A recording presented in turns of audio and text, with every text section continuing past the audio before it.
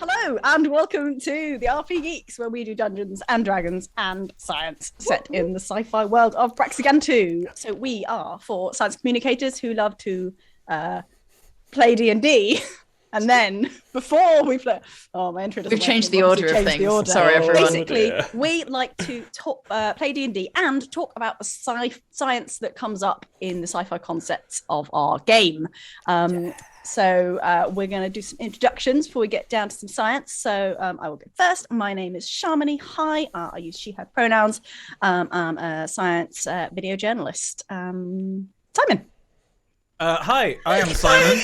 I'm an apple. That's like on purpose. Inhaling an apple. People have criticised me for this in the past, for eating apples too quickly. Like, I've eaten an apple in 25 seconds flat, and I feel like I have slowed down. Do you eat the whole apple, or do you leave the core? No. core, The skill is leaving the skeleton of the apple. So that's Simon's intro. Simon. Hi, I'm Simon. Simon. Emily Bates. Hi, I'm Emily, and I open bananas from the other end. That's my weird thing I do. I don't use the stalk end. I use the other end to open the banana because someone told me to do it once. And I've heard that. I maybe, but I don't even know if it is. That's just what I do now. Have you ever eaten bananas lengthways as opposed to... No. Apart from maybe in like, well, if you're in like a banana split, like, you know, I might put my spoon in the middle of them rather than... Anyway, if you wrap them in foil and put them on the barbecue with chocolate down them. Yes, I'm Emily. I'm she, her, and I make science videos. Ali, how do you eat fruit weirdly? I peel the peel of satsumas off in one single piece. Oh, so jealous. Do you have a satsuma with you right now? Can you show us? Wait. Oh my god, he does. Okay, well he does. Sharmini, what do you do weird with fruit? Did you see that Simon actually did just inhale the apple really quickly? Like, I thought he was exaggerating, but for the benefit of podcast listeners, during Emily's intro, he did it in the space of about 10 seconds. The apple is gone. Like, it happened. It's a right there useless on talent. It was I don't have a weird fruit thing. What? Okay. Sorry, podcast listeners, this is not fun for you. I will narrate it. Ali is peeling the satsuma. Shall I introduce myself as I'm doing this? Oh yeah, actually that's better than me doing it.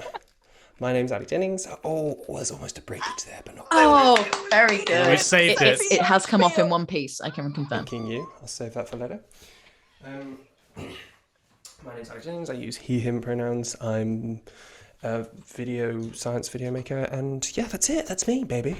What happens now in this whole new system? What happens now in our new system is we have what is called the DnDebrief. There's just the music that plays. The D&D. Oh yeah, do we not? Do. No, we're not in the bayou. That's later. No, that's ding ding ding ding. Oh, sorry. They sound. Oh yeah. Yes, the vowels right. Do we not have science music? As opposed to if you're in a cathedral, which is dong dong dong dong. What I normally do is I put the science music in between the end of the game and the science starting. But now the science is first. We normally play the video, which is like an intro video, but we don't have intro science music really. Or if you're cleaning up after animals, it's da-dung dung dung dung dung.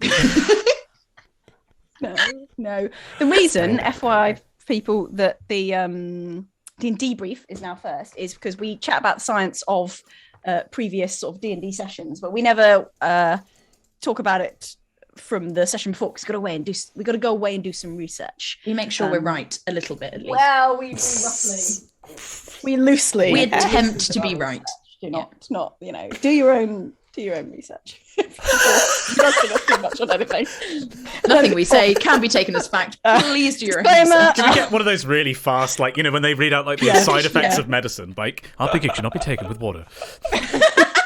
Do not trust anything we say. So the topic for today is based on 2 episodes ago because I just bit off last week when we were unexpectedly attacked in our D&D game by tiny cartoons. Oh, the anime. Why? The anime attack. How? What? Anime people. We're 3D people in a 3D world being attacked by 2D animation projection. Sharmini will be doing the science of anime. No. I detoured off the science of anime into the science of cuteness, which sounds much nicer and more fun.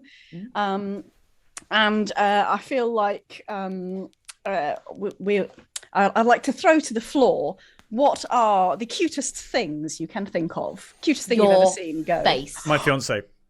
Oh, very good, very quick. Ali, you have those to do are it both good. I like those. Probably my child. I would also like to put a vote in for Ali's baby. Is very cute. Like, he's super sweet. There But was a also, but I moment- actually think it's probably like it's a puppy for me. Genuinely, like puppies are just the best. Cuter than Ali's baby, specifically. Specifically, You just want to specifically make sure we know. Other all babies. puppies, then Ali's baby, Yeah. then Then- Charmony's face, and then all other babies. Okay, so here's an interesting evolutionary question. First off, why are babies cute? Second off, why are puppies cuter than babies? So much cute.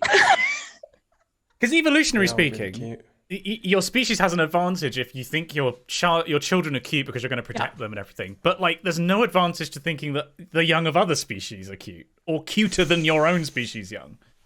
Definitely not. And so to sort of fill in that, if you look at different species, the ones that have to take care of their babies tend to have cuter babies. Now we're kind of mammals and we find other mammals cute, and humans need taken care of for way longer than other species. Yeah, because our babies are useless. Our babies are a little bit useless. They can't do anything. But extra cute Yeah. to make up for that. True. And yeah, people think, as you've alluded to, Simon, that the cuteness of babies makes you want to take care of them and protect them and look after them. Does anyone know what features of babies? Like Chubby the cheeks. opposite of baby spiders. So whatever baby spiders don't have, that's what Oh, the that's answer really is. mean to baby Fewer than spiders. 8 limbs. But That is when the you try and requirement. when you try and draw something that's cute, you give it like big eyes. You guys, Yeah. cute little chubby cheeks. Yeah. Tiny little mouth. High-pitched noise. Yeah. Yes. Sort of Malcolm. No, Am I cute yet, mother? parasol. Round, full bellies. The Oh, ability yeah. to not Why am I not not be able to cute? stand up very well, Be like sort of a wobbly, bit yeah, wobbly, wobbly little babies. falling over all the time. And you're reeling these off, but it's also the things that we find cute in things besides, like, for example, animated characters. Like, you're Exactly. describing, like, the big So- eyes, the lopsidedness, like, yeah. Can I put out a forehead. theory? I'm going Yeah. to suggest. Little I feel hands. like the fact that we find puppies cute is just a side effect of the fact that we find our own young cute, right? And that Oh, nature just happens to have used the same tricks both times. So it's a bit like it's actually a sort of bad thing. We're like, Although "Oh, one I like one that puppy slight too." tweak on that, is it just nature that's used that same trick? Because Because- the dog. But do animals have a concept of cute, or do they just go, "This is my young, must protect"? Well, okay, I don't know whether in their brains they're going like, the concept of cuteness seems to apply to Sure. this. But from the fact that us humans have this really basic instinctive response to cuteness. So you can show someone like pictures of cute babies and like bits of their, different bits of their brain will light up very, very quickly. It seems to be a really basic response to those features of the big eyes and things. And the fact that other animals who have to take care of their young also have those similar features, certainly in mammals, suggests that it's not just something humans have invented, but actually this is a sort of quite old trick for making people take care of their little baby ones. But the interesting thing, I think, sorry, Ali, carry on. Thank you. Question: Is some of the stuff that just is very difficult to grow? Like eyeballs, right? Like, presumably eyeballs don't change massively in size because it'd be quite difficult to get the lens right and grow a new lens or stuff. So you just have to have big eyes at the beginning and then just work with that. That's really interesting. That's a chicken and egg question, isn't it? Which came first? The fact that babies have big eyes and therefore we think they're cute, or the fact that we Eyes think they're can't. cute, therefore they have Eyes big can't eyes? be small, so Yeah. And the other interesting thing with that there was one sort of theory I read about babies being really cute and needing a lot of care, which is that as humans grow older and take a long time going through childhood, this one person thought, look, the growth of various things could happen faster. Children could look more adult. They could get that bit of their growing done. But it benefits them not to while they still need adult care, because they still want to set off those triggers. So actually humans appearing juvenile for longer and longer and longer could be of benefit, just whether or not your eyeballs are expensive or not. I don't want to make this like a sexual thing, but I'm gonna Please go. don't. But you're going Why to. would- why- Okay. I don't want to, but I'm One afraid I topic have would have to. thought would be safe. But is it no, that was never going to be. Is the reason that you might want to transition out of looking cute to looking adult because you're like, boo, ready for sex now. Don't think I'm cute anymore. Think I'm hot. Is that the kind of? That's kind of valid though, because you do tend to associate cute with children. Yeah, that's also mixed up with care, though, isn't it? Because you would assume that the transition to adulthood, whether that's in puberty in certain times or later for us, is a sort of very significant distinction, both in terms of caring for yourself and in terms of sexual relationships. Dogs, though. I love dogs. Dogs, right? Why are dogs so cute? They're just the best. Sorry, okay. I just heard the crunching of the gears going on. Like, we're shifting into talking about dogs. Well, there are a lot of things that you can apply the science of cuteness to. French bulldogs, pugs, those ones with the ones with the horrible pugs breathing problems. Because they've got the really fat faces and they just can't breathe. And they've got all sort of foldy, flappy Pug skin. Skulls are the most horrific things. All of those kind of dogs we have bred to look less like a wolf with a long snout and more like a baby with like less of a chin and a big cranium. Like human natural selection, not natural selection, the opposite of that, artificial selection. Oh, are those your babies? For the benefit of listeners at home, we have two pictures. A picture, rather, of two dogs. They're Sprollies. So they're Springer Spaniels and Collies crossed together. Are they? See, Collies, right, working dogs, bred to be effective at herding sheep. Yeah. Therefore, much more adult-like, sort of long snouts, compared to little toy dogs with their huge eyes. Because there came a time, I think maybe like in the Victorian period, where people stopped breeding dogs for work and started breeding like lap dogs and just cute little stay-at-home dogs. Question: Can you go too far down the cuteness axis? Like a Chihuahua just looks horrific. So do me a favor. Some people think. Do me a favor. Google owl monkey skull. Stop. So when we're thinking of creatures that are cuter because they have large eyes. There is definitely a limit. Monkeys are cute. But not their skull. Just without. What do they look without the skull? So if you just Google owl monkey, they're cute animals. But there's obviously something though about like the living animal that goes, that's cute. Whereas if you look at the skull, it's like that's almost human but weird. So there's like still, it looks like a cartoon though, doesn't it? That little monkey skull looks like a cartoon. Oh my god! And I think because cartoons aren't creepier skulls, we like give them a lot more slack. So I think cartoon characters with huge eyes are also cute. I'm sorry, that owl monkey looks creepy as. Hang on, what happens if I Google anime girl skull? I don't know if this is... don't do it. Don't do it. I'm not kidding you. The first result is an owl monkey skull. If you Google anime girl skull, that is the top image that comes up. That is the top image. Don't like this for my search history. This is I'll do it. Horrendous. Anime. What is it? Anime. I just Googled anime girl skull, and it is literally a picture. Why girl? I mean, anime. It is. Oh my goodness. Oh, it's a meme. It's a meme. Yeah, it's like a Reddit post. I found a skull of an anime girl. Or there's another one which is like it almost looks like the aliens from Independence Day, like huge, kind of. What's that bit of the skull at the back? Is that the cranium? Your head is your cranium. Sort of the sphere part of the skull rather than the rectangle that you have your face on. Like, I see. Yeah, the cranium. About? Yeah. The bit with the brain in. Yeah, the bit with the brain in. The brain pan, which was the Anglo-Saxon word for skull before skull came over from Norse. Brain pan? Brain pan was the name. Pan? No, that was not the Brain pan was the name. I love etymology call. Brain pan. Also, do you want to hear a cool bit of etymology to do with anime? Obviously. Yeah. So anime is what's known as a loan word. Because it comes from Japanese describing animation by just taking the English word for animation, and the process is informally known as Nipponization, because it's sort of made Japanese. But what's kind of funny is that it's now become anime, it's just dropped some bits of the English, and now in English we refer to anime as separate from animation, so it's become a loan word of a loan word. I see. It's just kind of fun. Etymology corner. I was gonna. That's where you've just been.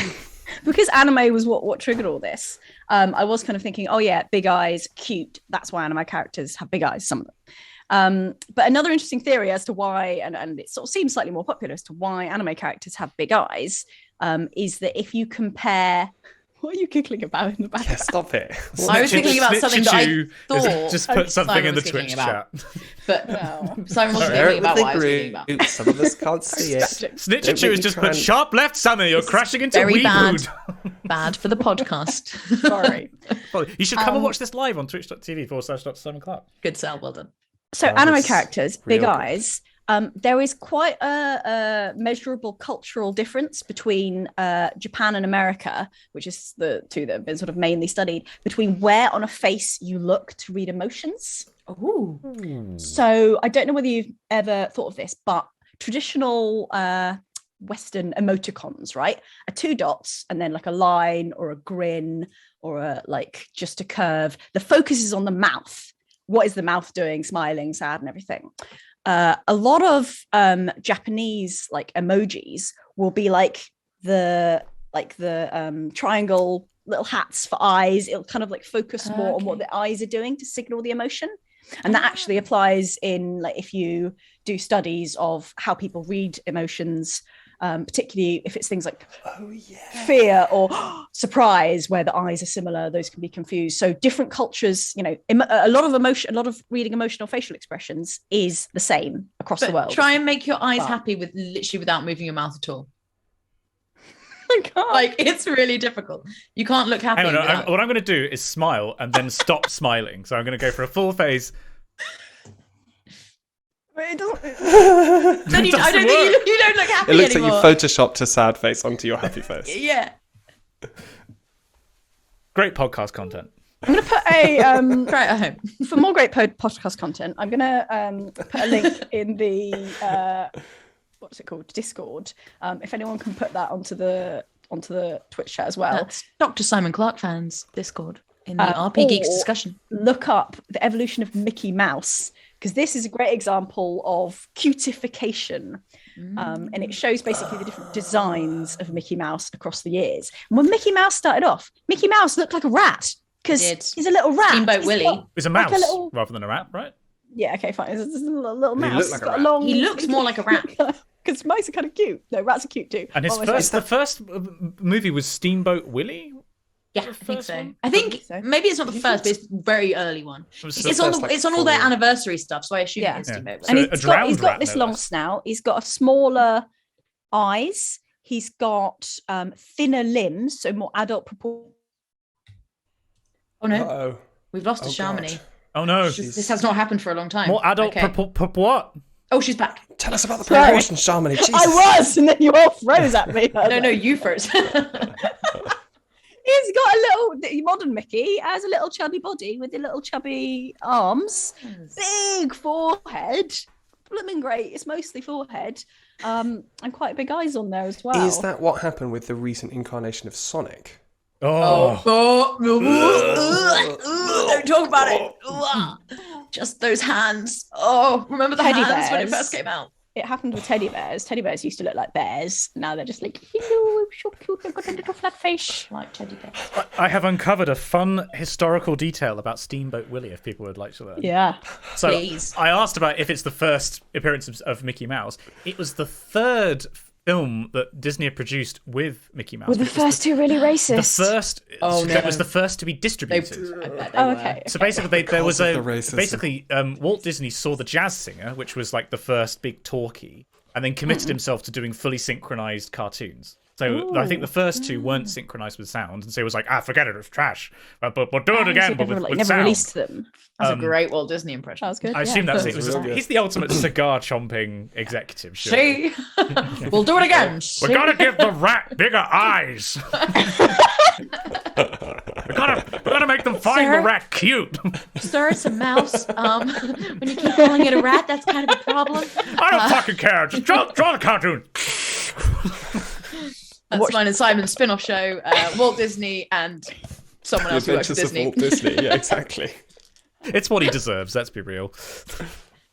I saw the unedited version of Fantasia, the original Fantasia, that has a beautiful scene with all these beautiful centaurs, and they find their true love and they dance with flowers. And I found out the other day that the version that we've all seen has been edited to remove the racist caricature little servant centaurs. Oh no! Helping them get ready for their true loves. Oh God, there's racism. Yeah, it's more recent than you'd think. Stop it. Anyway, okay. Something that Why I do we want ask, to by the crunch way, kittens? I was literally about to ask this. Cuteness aggression. Too slow. hoping you would ask that. Why do you want to squish them? Why, when you see something cute, do you want to squeeze it or It's possibly so eat it? fluffy! I feel like I want to eat it. It's so fluffy, I'm gonna die. Squeeze their cheek. Okay, so there are some theories about this. There's no I haven't found anything that's very convincing proof about why this would be, but there's a theory that it's about emotional regulation, and it's about when you feel one thing, sometimes you express another thing. So an example might be that if you're so happy that you just start crying. Oh yeah, I do that. Or if you're really scared and you start laughing. It's somehow trying to balance these out. And the idea is that it's called cute aggression, which is you just want to this sort of conflicting emotions thing is called the dimorphous expression of emotions. And potentially the idea is that if you are overwhelmed by the cuteness of the little baby, you won't be able to take care of the baby. So that sounds. So you kill it? No. You You go, well, it's too cute. Can't look after it. Cuteness aggression is not thoughts of actually wanting to harm the thing. It's just wanting to squidge it or possibly gently gnaw at it. I was worried that you were going to say it was to do with you find certain things cute, but anything that's a threat to your thing that's cute. If you find your child cute, but then you're there can only be one. And you visit nursery and you just start punting children. And I will do it by squishing the cheeks of all the others. Yeah, you're going to go to the mountain on the Viper. Just look at you! Aren't you so cute?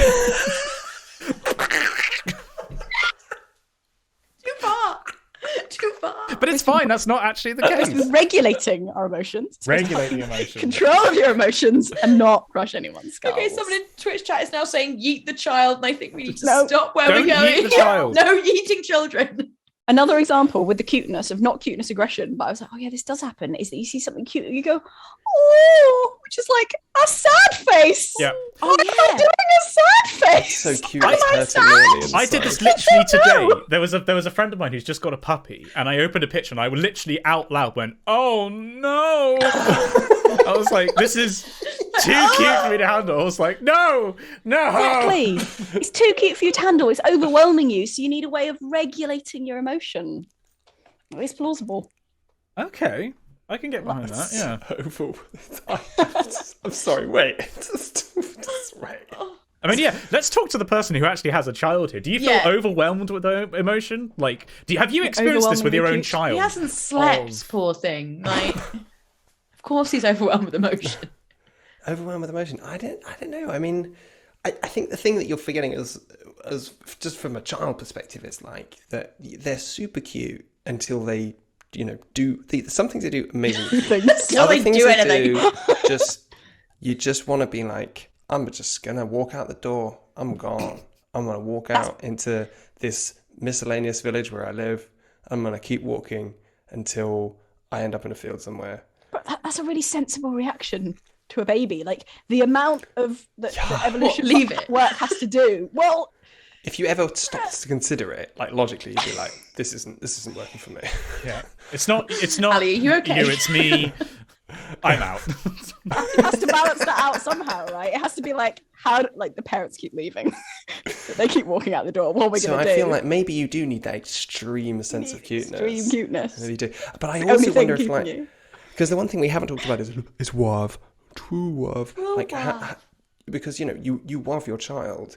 WAV. And then, what's a WAV? The cute marriage. Oh, let's watch Pretty Sprite. That is, we could watch that. The true, because you WAV your child, and when you see them being so cute, you're just like, the wife is too strong. Strong. So, I don't know where The wife is too strong. No, it's broken so Ali's strong brain. that The love it is breaks, that it's, you don't even mind, the horrendous shit that you're like, oh my God, what am I doing? And a lot of that is, What is like, this? I mean, I assume, because obviously you're the only one that has data point here, like, that a lot of that is N genetic. of one is none. That's the baby's name, by the way. Sorry, data point. Yeah. Data point Joy Blob. Because you have that biological connection, like, that is your genes, there is an additional factor of, I am going to look after this. It's only the knowledge that matters, right? Like, you could think it was there, but if it wasn't, it wouldn't matter. It's just the knowledge that makes it important. But do you not think some species? So interesting fact: sheep, for example, all have their babies at the same time. They have a much higher ability to distinguish their baby from other people's babies and be like, no, I love this one. Whereas rats was the example given, tend to have babies whenever, and it's much easier to persuade them to take care of children that aren't theirs. Right in saying that sheep identify their babies by sound, by them going bah, and then they make the same back. Now, I have a embarrassing story about this that I'm not quite sure why I've brought up, but here we go. Where my parents live, there was a field nearby and it had sheep in for a while. And one day when I was young, I put on my mum's big white woolly jumper on my hands and knees and just crawled around the fence of the field going, meh, meh, and loads of sheep came over to me. And I then panicked because I was like, oh no, I've tricked these sheep. And I ran away. What if they find out? What do they know? They work out I'm not one of them. So that's what I used to do. Can you tell I'm an only child? Sheep impersonator Emily Bates there, everyone. That's Meh. Meh. I've always wanted to be a druid, you see. Oh. Because I was going to say, like, again, I don't have the data point here. I just always imagined that, like, you feel that even if you weren't told it was your baby, you'd somehow know. Intuit it. Yeah. No, honestly, when you're in the hospital, you're like, I'm really glad that I've been in the room this whole time because all these babies look the same. Isn't there a thing though? I'm sure I remember this from reading it a long time ago, that people often say babies look like their dad. And isn't there, like, the reason is evolutionary? It's because you look at the baby and and the dad can go, yeah, that's mine.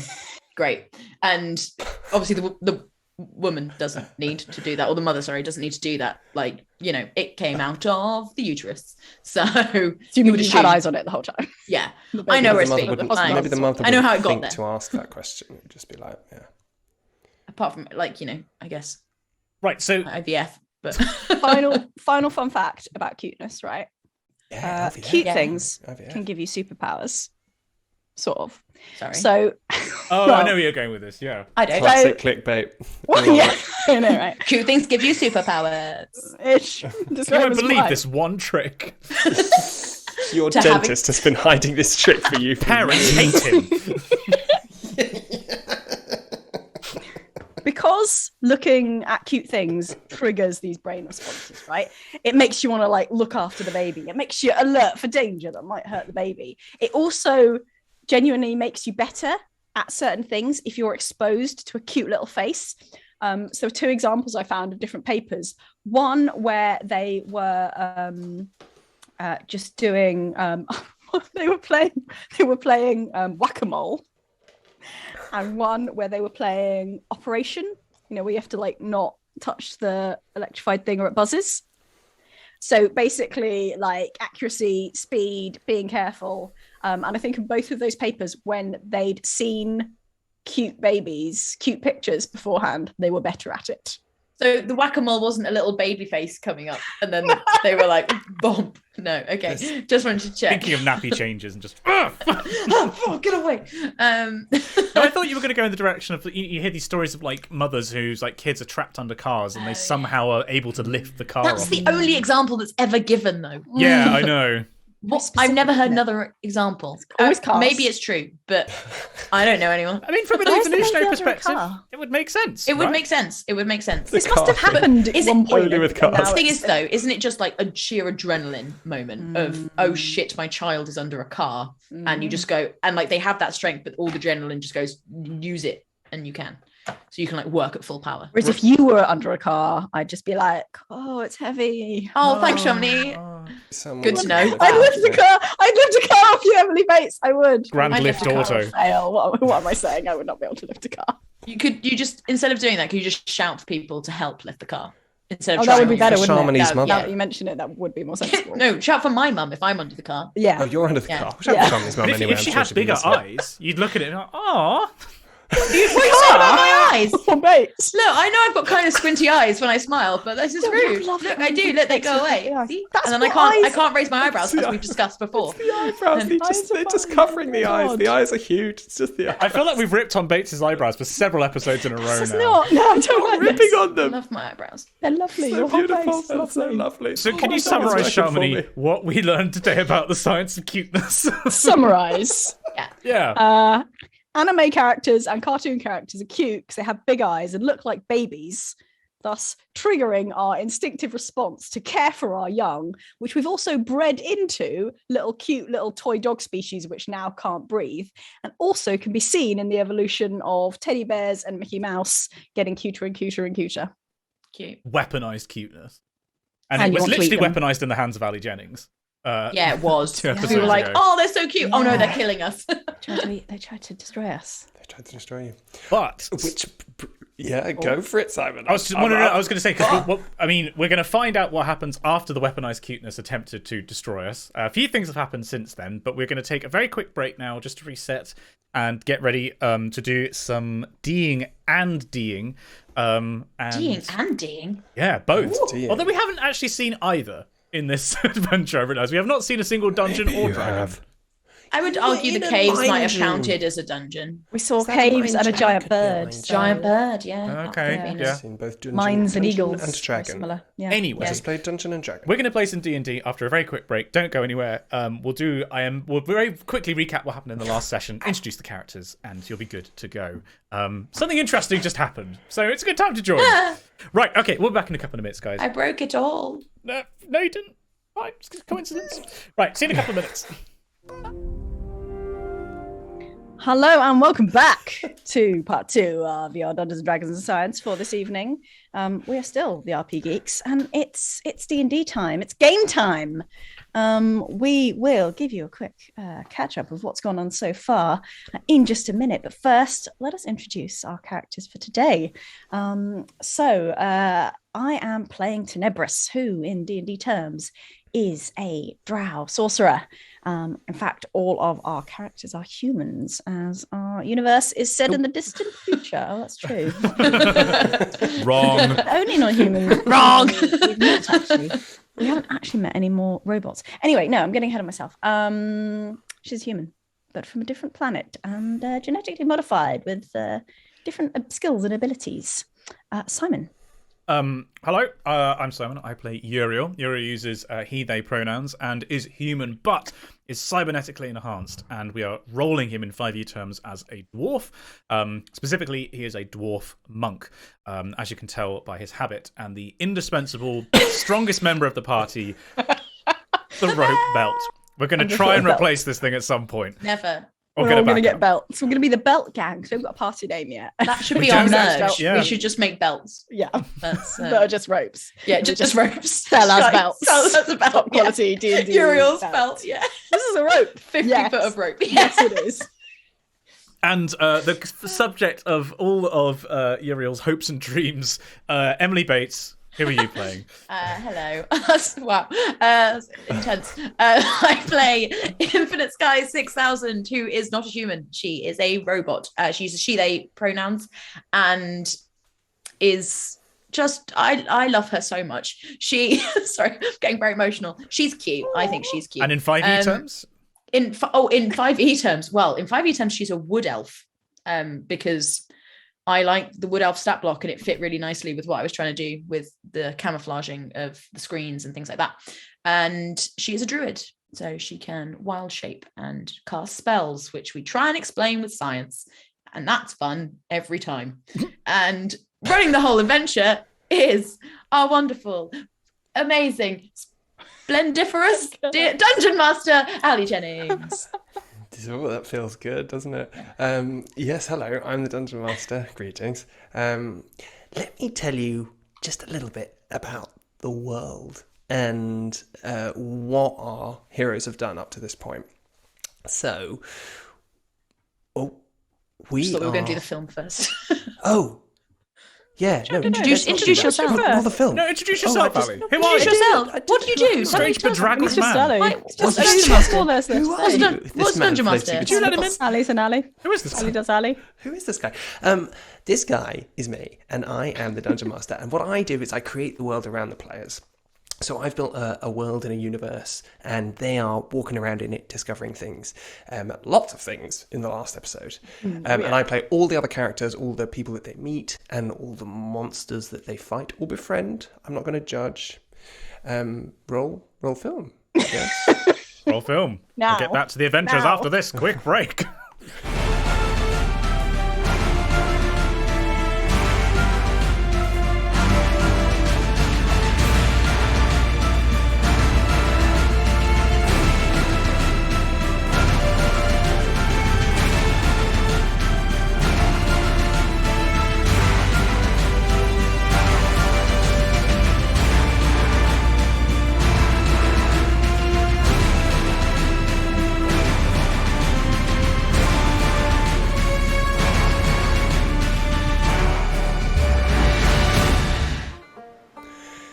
So, where were we? Our heroes, after having escaped from a mining colony up in the mountains, the Mukinchi Mountains of the north of this planet, Braxigantu, they stole a ship in order to escape the vengeful rage of the mine owner. And they escaped south and landed deep in the swamps in this strange delta. Leading out to some sort of sea coast. And they trekked through the swamp, found themselves alongside a river channel, and there they encountered some strange creatures. They crept aboard a ship and they were ambushed. Some funny things happened. Uriel got turned into a slug. Tenebris had to wade across the river. And Infinity. I like how I almost worse out of that. Those two Very things. dramatic for me, actually. Infinity was a frog. I was a frog, yeah. So. But she did kind of enjoy that, so. Yeah. Then, after having fought off these creatures, they slept. Night fell, and Infinity stood watch when strange happenings occurred. Stars rained down from the skies. A voice spoke to her, told her that the planet itself was in danger and that she had to go to the satellites to find out what was happening. When eventually everyone woke, they were picked up from this abandoned ship by another vessel, a squat, stout canal boat barge called the Bullfrog. Piloting the Bullfrog, you met a short, dungaree-wearing woman with reading glasses on the tip of her nose, hair pulled back, called Jandra. I would die for them. And with You Jandra, may well get the chance to do so. Yeah. you met Tobias and their two seemingly children. And off you went, down the creeks and channels, through the shifting mangroves and out into this area of sea, coast. And you saw on the horizon the place where you were headed. But at that moment, you were shown a hologram, a recording that had been sent out seemingly to all the people of Braxigantu, where a figure wearing white military uniform with 3 black bars on their chest had stood before what you imagine would have been a crowd and told everyone that this was an emergency, that they would be taken care of, but that security was going to be heightened, and that Gunka, where you had hoped to travel, now seemingly was on high alert. And before that hologram finished, Tenebris, you saw a face standing behind that man. A face you recognized. And as you bob slowly along the coast towards this brown smudge on the horizon, we meet our heroes.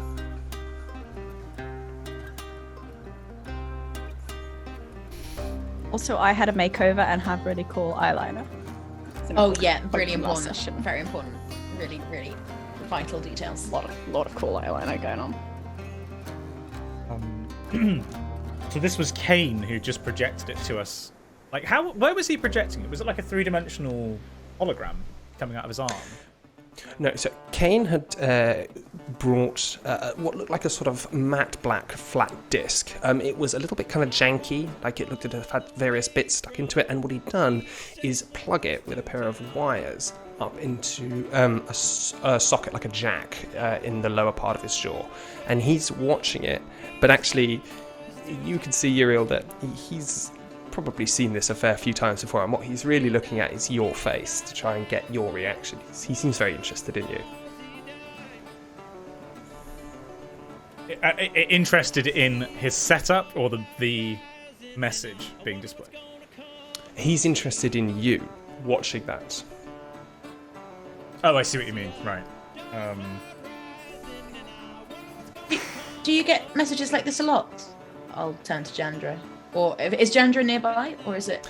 Jandra is stood at the tiller of this boat, so right at the back, and they're all very, very short. This is they're 3 feet tall, the tallest. But this little family has crowded round to watch this hologram and to watch you watching it. But Jandra's always got one hand on the tiller. She looks at you and says, "You know what, dear? I can't say we do. It's a mighty strange occurrence that we get a message direct from the intercessor." The intercessor? Intercessor? Why, yes. Yeah, everybody knows the intercessor. That man right there. She points to the frozen image of the last frame of the hologram. Right. Is he in He's like charge? the mayor, right? Like a super mayor. In a way, a manner of speaking, he's the Alliance's contact here on Braxigantu. He manages all things. He's the top of the tree. Right. So he would be very angry if bad things kept happening. Yes, I imagine he would. Why'd you ask? Oh, just that would be sad for him. Well, it sounds like Gunk is not a very fun place to be right now, then, with all of the restrictions. No. We should not go to there. We should go to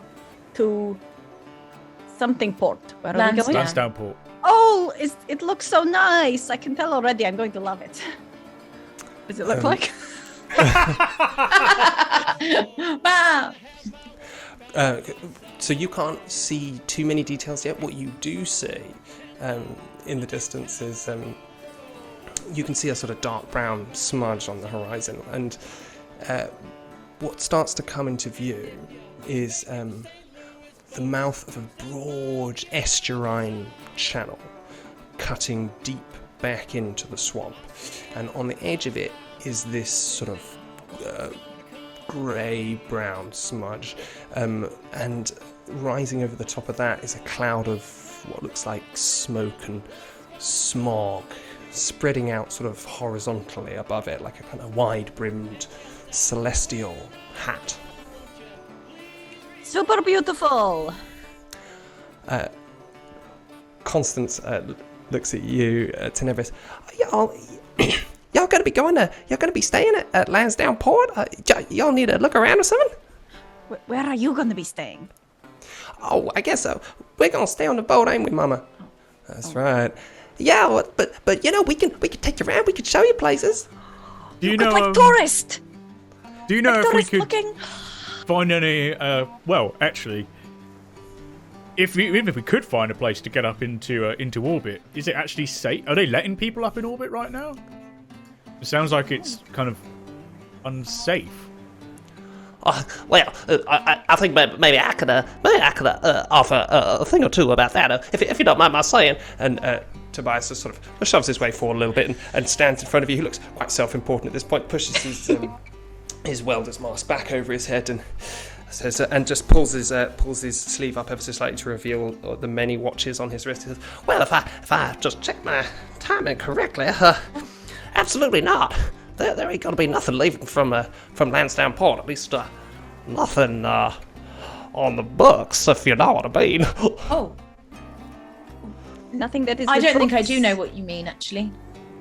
Well, you see, this whole area is actually a very difficult area to lift any, to get any sort of thrust, any necessary thrust. No one's going to be building a spaceport around here, you see. I mean, there's just not the infrastructure for it. There's just no way that you could do it unless you had a huge amount of money or materials, and that just ain't going to happen around here. So, what we done here, we made a deal, with the big city folks over there in the crater, and we send all our space-going materials over there to the elevator, and it goes up there. Oh, the elevator. Where's that?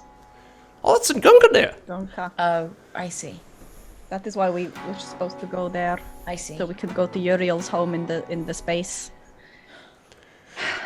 Very But brief chat of opportunity. This is a slightly a world-building question. I don't think this actually impacts the plot, so I think I'm okay to ask this, but shoot me down if not. What latitude is Gunka at in the world? Is it like an equatorial... We have established in a previous DnDebrief that space elevators needs to go from somewhere near the equator to something in, what's it called, geosynchronous orbit? Yeah. So... I don't make assumptions. It's not entirely. It's not on the equator, no. It's more north of that. There's like a limit to it, but I was just curious, like, is that the hottest that the planet gets? It sort of tells us a bit about the climate.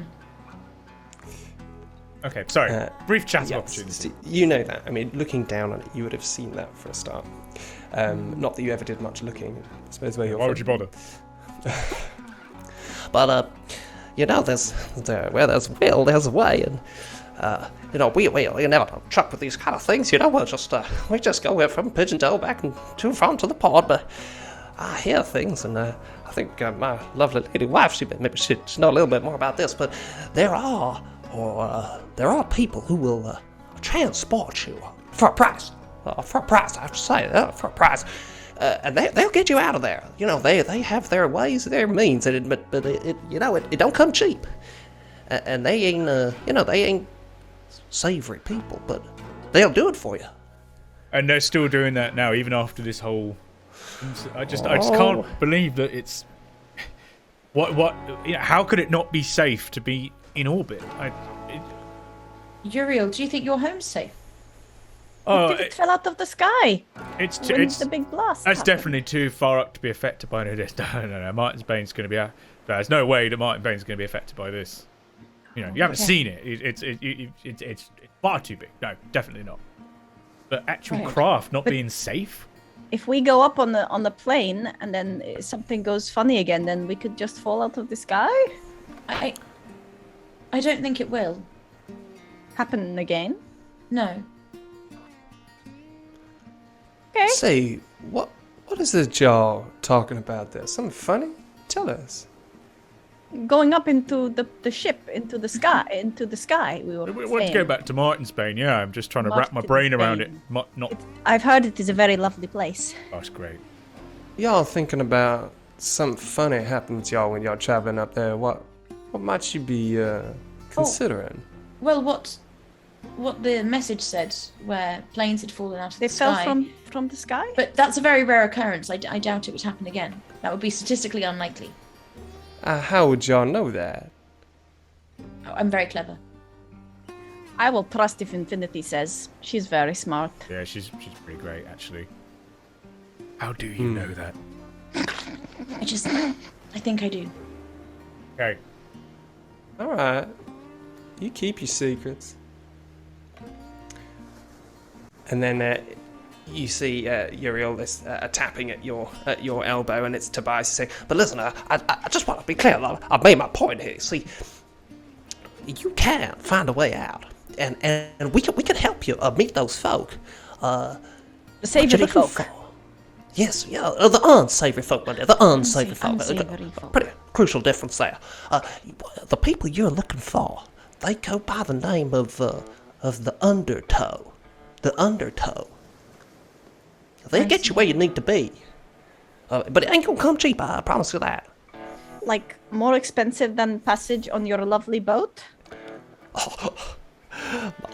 I do apologize, but we have running costs. You see, I mean, we're not just a simple transport. Oh no, we don't mind. We just wondered, like, is it a lot more expensive than this? Oh, is it more expensive than 50 gold? He looks over to Jandra, and Jandra looks back and smiles at him. Yes, it's gonna be a sight more expensive than that.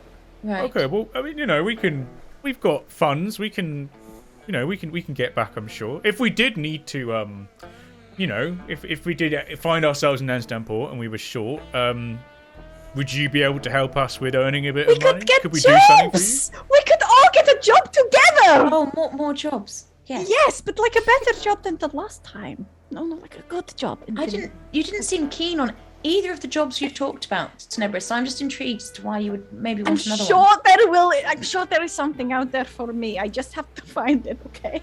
There's plenty more jobs in the sea. You see Kane. Really? Kane goes up and leans in towards Jandra. Goes, you're always telling us we gotta get jobs. Charlie, we can get jobs together, and we could be a team. Say, maybe we could come with you. Is that all right? All of us. Is that all right? That would be so cool. Red shirts. Oh no. Yes, that sounds lovely. I have a question for Constance claps her hands together. I'm so excited! I tell you what, I got exactly the thing. And then she goes downstairs. Okay. Disappears downstairs. Did anyone notice anything at the time that they said everything went wrong? Did any of you notice anything? Wait, was this just us three now? No. I think only Constance went, right? Chandra and Tobias share a look. Oh, I was asleep, my dear. And Tobias says, oh yeah, well, we sleep soundly here on the water. It's it's a hypnotic sedative, if you don't mind. But I tell you what, maybe Kane? And they look over at Kane. He says, no, I was asleep too, but I did see one strange thing. Some of my equipment it blew out over the night. I didn't know why, but I think maybe something to do with this. Well, you think it might have been like an EMP or something? Oh, it's possible, but EMP that's affecting, on a planetary scale. Oh, EMP on a planetary scale, that's just ain't gonna happen, Things ain't gonna fall out of the sky. I mean, you don't have to. The amount of power that you're talking about to generate something like that, and it's such a localized thing. Just say, oh yeah, but there have been stories about that happening, Paul. Listen to me, right? Well, you've been around as long as I have. That's an opportunity for Emily. What's an EMP? Electromagnetic pulse. Watch GoldenEye. I thought I had N. Okay, right. Yeah, that makes more sense. It's the plot of GoldenEye. Could have worked that out. Damn it. Or the weapons that the Resistance uses in the Matrix. It's counter the machines. Kane, would you like me to take a look at your equipment and see if I can fix it or tap into it?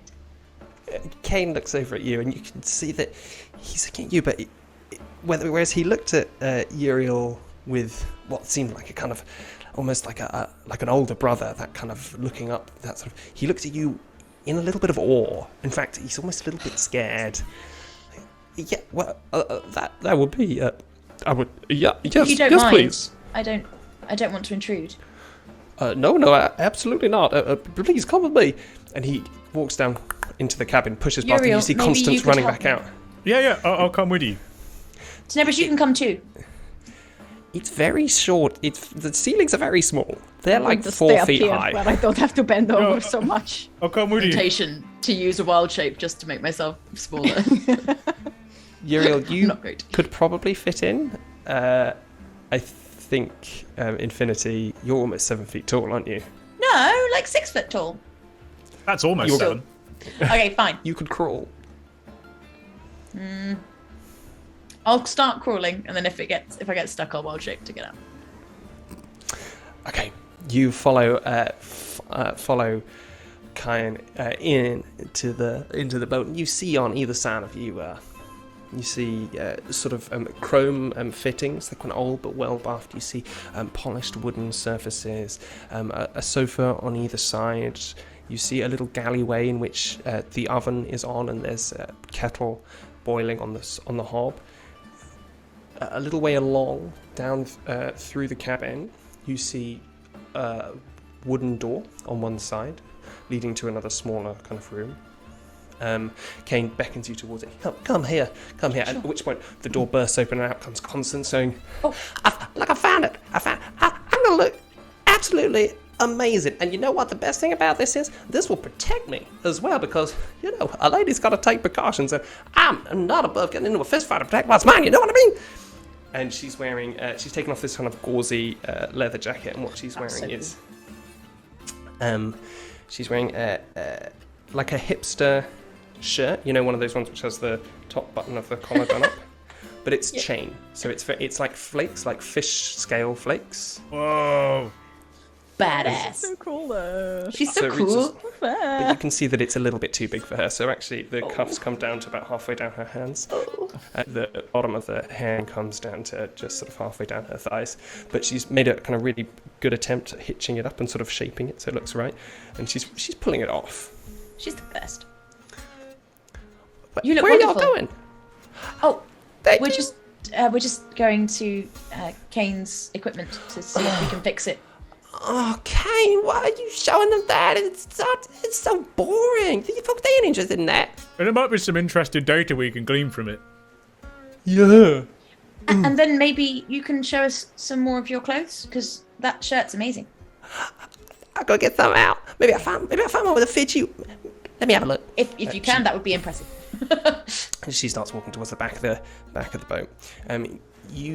Kane opens the door and you look inside, and what you see is a very small room. So one bunk bed, and the bottom space where the bunk was has been taken out, and there's a sort of desk there, like a low-lying wooden desk, and on it are all sorts of bits of crap. Looks like crap, but it's lots and lots of kind of broken bits of machinery, bits of wire. There's some screens you can see that have been cracked and sort of reassembled somewhat. Bits of chips, that kind of bits of inside of computers. They've been laid out. Some of them, there's some space that's been cleared on the worktop where different pieces have been laid out in what looks like a specific order. And you can see a soldering iron and tools placed out. And Kane opens it and sort of ushers you in, looking at you, Uriel, just trying to read you for any sign. Uriel is like it's not overwhelmed, but this is like huge kind of, what's the right word I'm looking for here? It's not nostalgia. It's kind of, it's nostalgia tinged with sadness. Like it's remembering something but missing it at the same time. It's kind of looking around and appreciating it and seeing, like, this, you know, it almost looks like he's regretting. It's very hard to try and describe. Just sort of looking around and being like, oh, wow, this is, I like your quarters.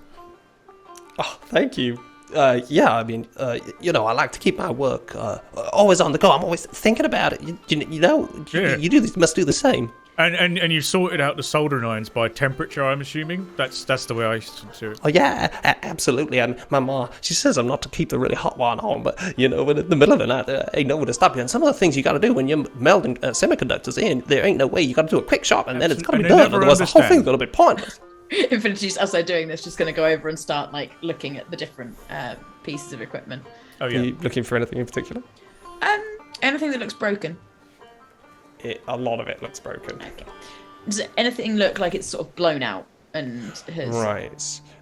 You sort of go over and Kane sees you go over and comes over and says, yes, of course. Let me find you the pieces that you're looking for. And he sort of starts rooting around, takes out drawers, these little kind of wooden drawers. He pulls one out, and you can see that the drawers themselves, they're clearly not in the same style as the rest of the boat.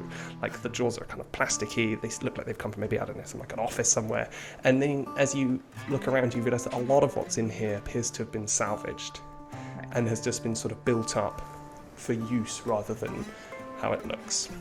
Okay. So he paws through the drawers, pulling bits out. Take this. And he holds it out to you. See this?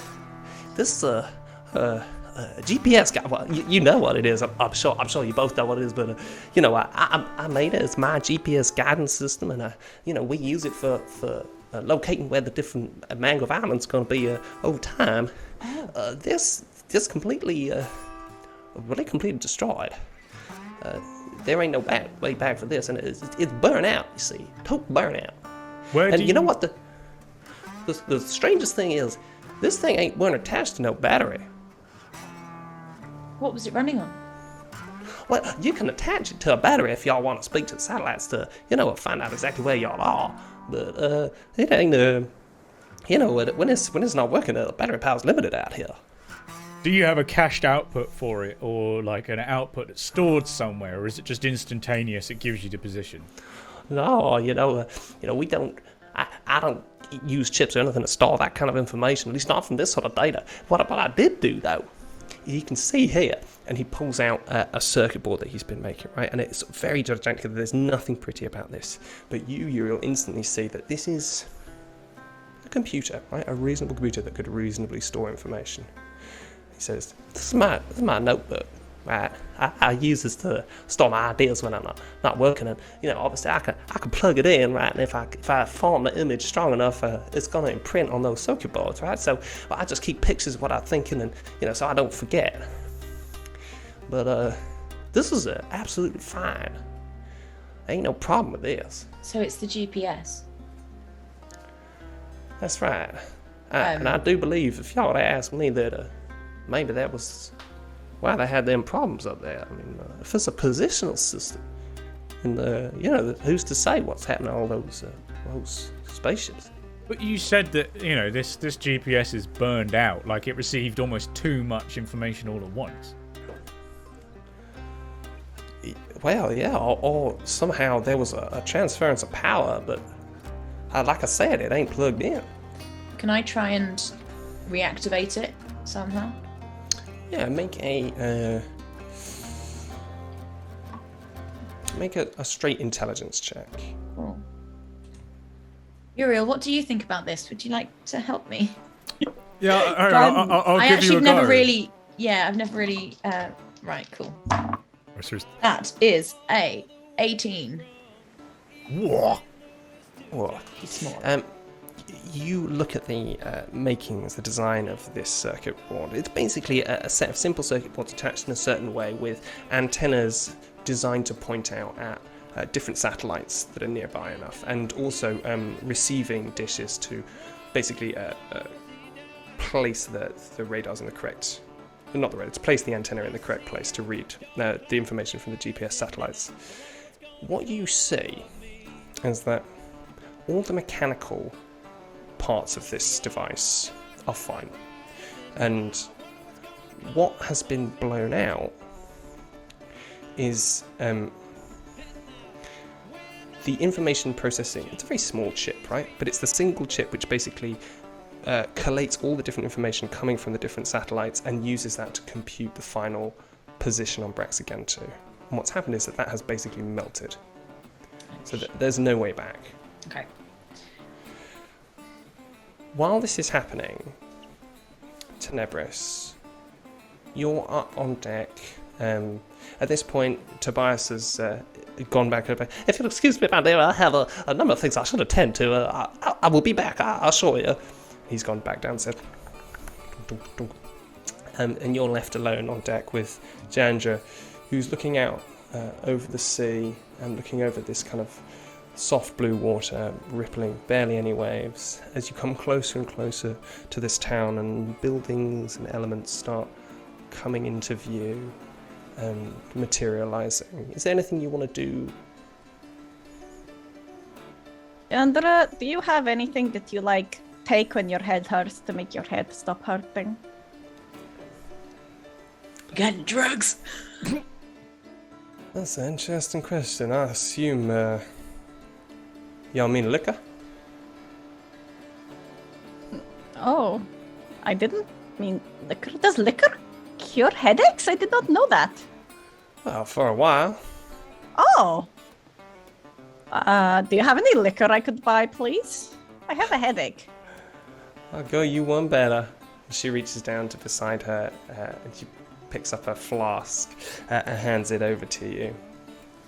You know, some of these voyages, they sure are long. How much do you have to take to work? She looks you up and down. Maybe a good couple of slugs, I would have said. Swigs, dear. A couple of big swigs. Okay. You've only eaten a good berry, which I don't know how we haven't, because we're going to do that as a D&D brief. So you could have like basically nothing in your stomach right now. What does it taste like? Drunk to Everest.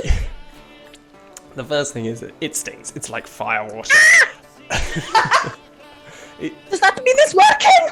Coats the back of your throat. You feel.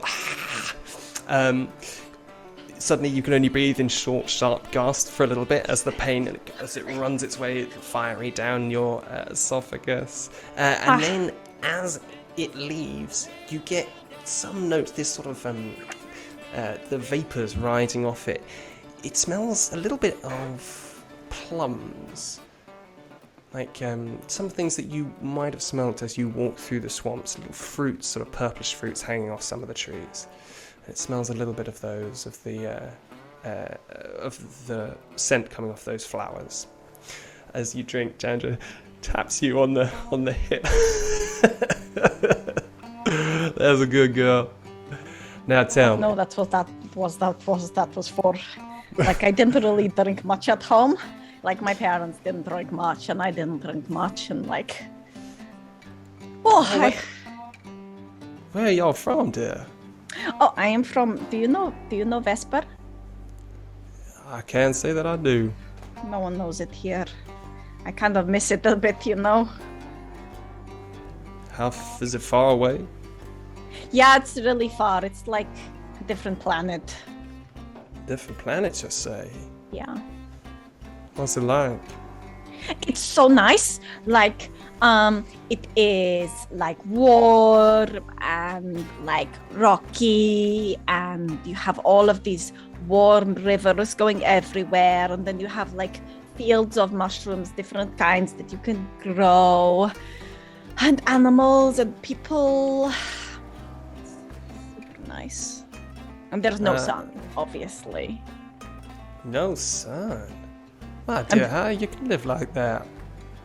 Yeah, the sun is really bright on this planet, and I guess like no one else minds, but like for me it's like a lot, and it's always just like shining in my eyes, you know?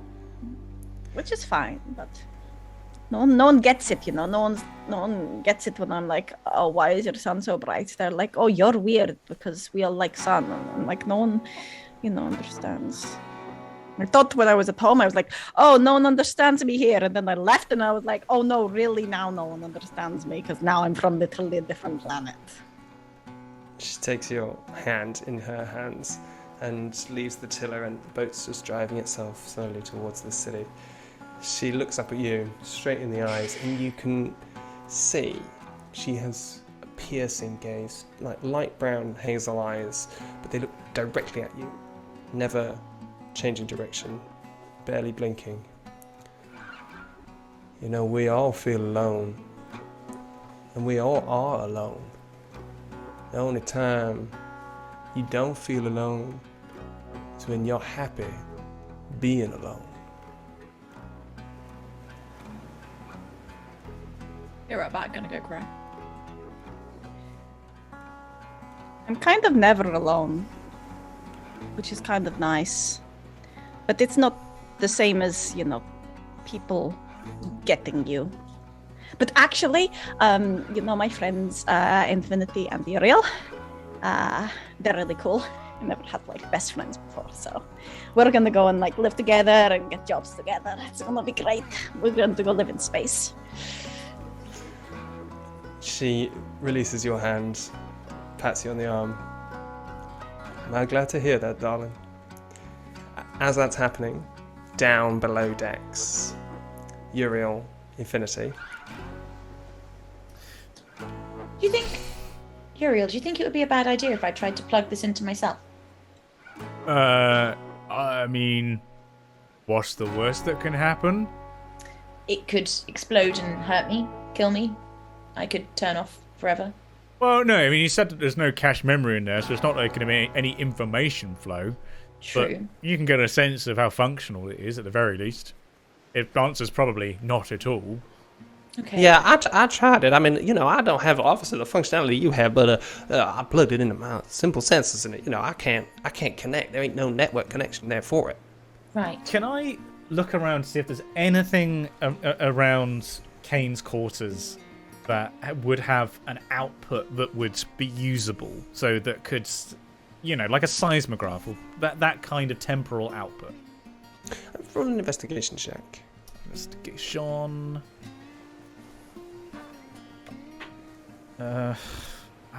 Just this character, man. That's a 7. It's not the character, it's your rolling. You start to delve into this sort of cornucopia of different half-thought-out inventions, some sort of bits of kit. You can find bits of notebooks filled with what looks like code, but then crossed out, scribbled out at the end, written, and you see underneath it, no, that ain't it. And you're searching for something that will give you a hint as to what happened at 2:38 this morning. But the only clues that you can see are from the bits of equipment that he's brought out to show you, and the only thing that's happened with them seems to be that the computational elements of them have burnt out. But his computer's okay. Yes, so his notebook. Yeah. Would you mind if we looked at, is your notebook just stuff you've inputted, or would it have data from around the time that everything went wrong? It's just a thought pad, and it just private. takes an imprint. It's okay. You don't want to look at what's probably on that. That's now I do. See, now you've said that. I have this urge to do that. From experience, Infinity, you do not want to look at the contents of a personal pad like that. Kane has gone bright red. What are you feeling right now? I don't recognize it.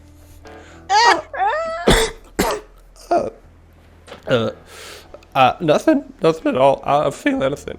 The kind of stuff that a young technologist looks at and comes up with in their time at this age is it's a lot of inventions. It's very personal stuff. What did you come up with? No, I understand totally, Kane. It's something that we'd rather kind of keep to ourselves. I would like to see it. Sounds interesting. It's kind of a guy thing. He nods. A guy thing. I'll explain to you one day. Now's not the time. We've got to try and solve what's happening here. Okay. I'm going to try and plug the GPS into me and see if I can reactivate its sensors and things. You plug it in to one of your many ports, but it's as though you plugged in a stone. There's just nothing there. Okay. Well, this is useless now. I'll throw it onto the ground. At this point, the door bursts open, and in comes Constance. Hey, I'm so sorry. I'm so sorry. I searched. I looked through Mom's clothes. I looked through Daddy's clothes. I couldn't. But No, it's fine. I'm very tall. Have you noticed I'm crawling? I did notice that. I mean, look, you look great, but I did find this. And she takes out. She holds up a friendship bracelet. Says, "I've been making it for a while, but I wondered if maybe your friend might like it. She could hold on to it for y'all three. I only got one, but if one of y'all takes it, then y'all could be her, maybe." What is it? What kind of functionality does it have? It's very pretty. Functionality? No, Uriel, I don't think it's a computer. Oh, what's the point? It looks beautiful. Yeah, that's it. That's its functionality. It's a good luck charm. It bring you good luck. You know what? And she leans in conspiratorially to you, Infinity. I meet the spirit of the grandmother with this. I seen her. Sorry, who is that? The grandmother? Y'all don't know her? Do I have any knowledge of the grandmother in any of my? Roll a history check. 16. 16. Yeah. You personally do not know. However, you do understand the cadence of her voice and the way she's talking about this. Then what she's talking about, it seems, is some kind of spirit or deity. It is that kind of association she's giving it. Would you tell me more about the grandmother? I'm afraid I don't know very much. Yeah, well, you know, I mean, what's there to say? She's the one who keeps the hearth going. She's the one who gives out wisdom. She's the one who knows the old tales. You know, the old wives' tales. She can spin a yarn. She can tell you what you need and where you're headed. She looks deep in your heart. You know, I've seen the farm. I've seen the fishing, man.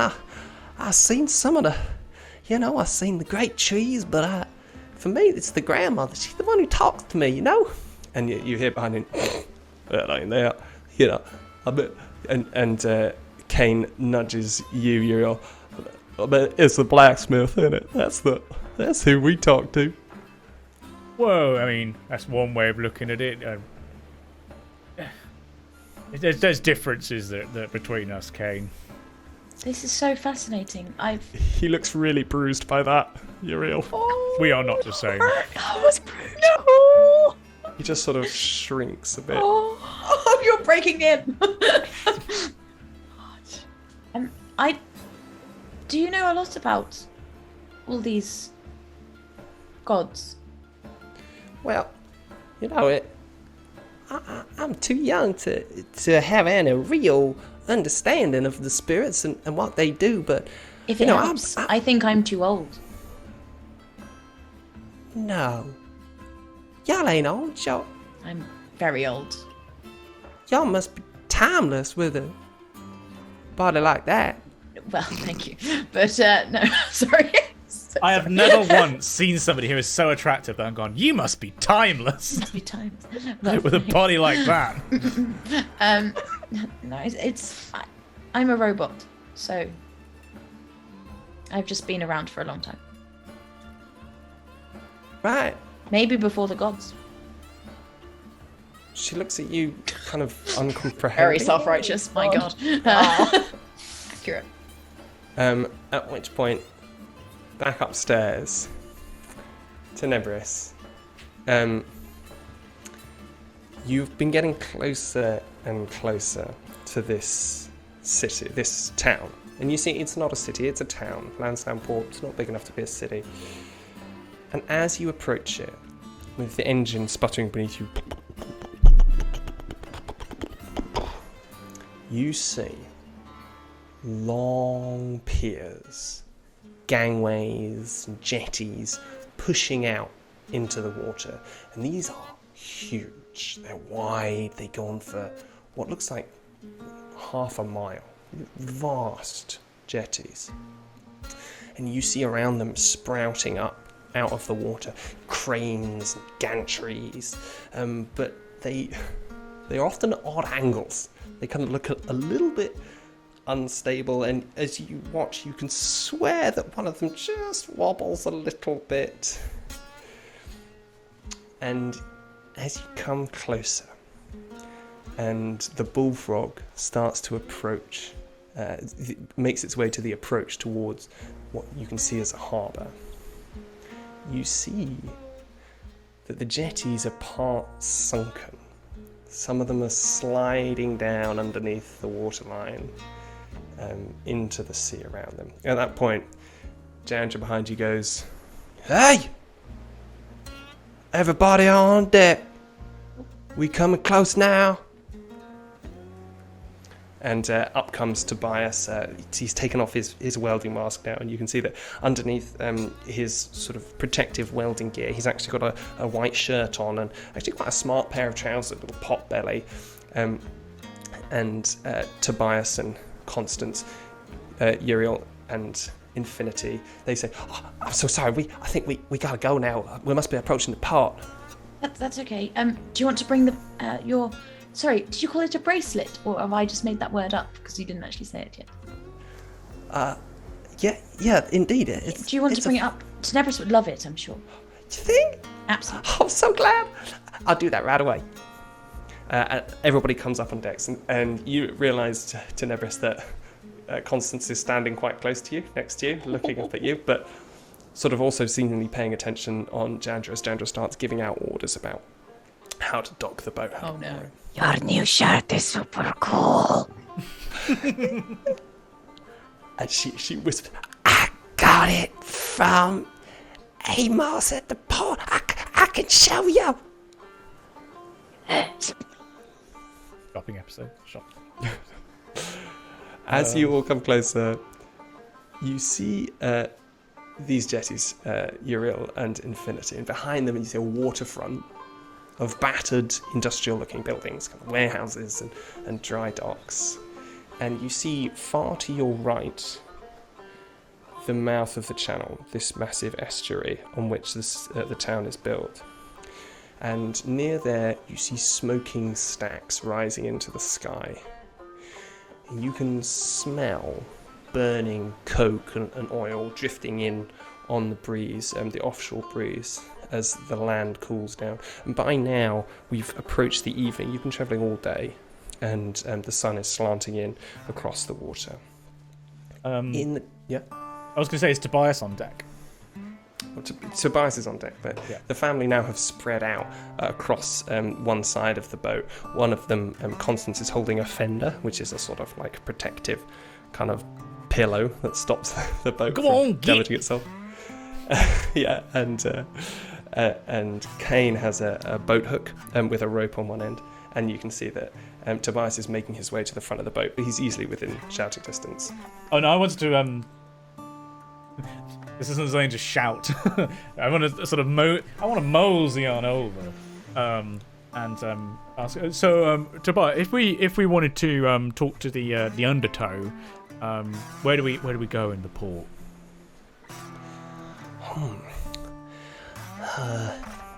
You know, And he looks a little bit shamefaced. I don't really know. You'll have to ask Jandra about that. Alright. No worries. The bullfrog makes its way towards one of these jetties. You see, on the far right, towards where the channel is, half hit by the sideways beams of the golden sun setting, a massive cargo ship, lit gold. And then from underneath you, you hear a low, rasping creak.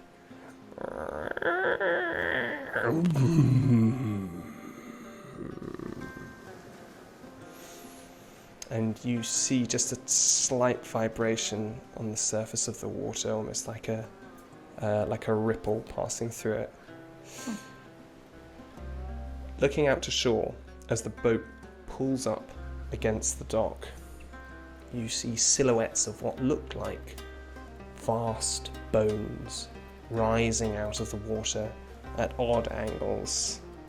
And then you realise that actually it's not skeletons, it's the rusted remnants of ships and tankers come to rest on the various mudbanks and reefs out in the sea. Ugh. Is it safe? Safe to moor? Absolutely, my dear. We've done this every month of every year since we live here. Okay. And Jandra calls out, "Halt!"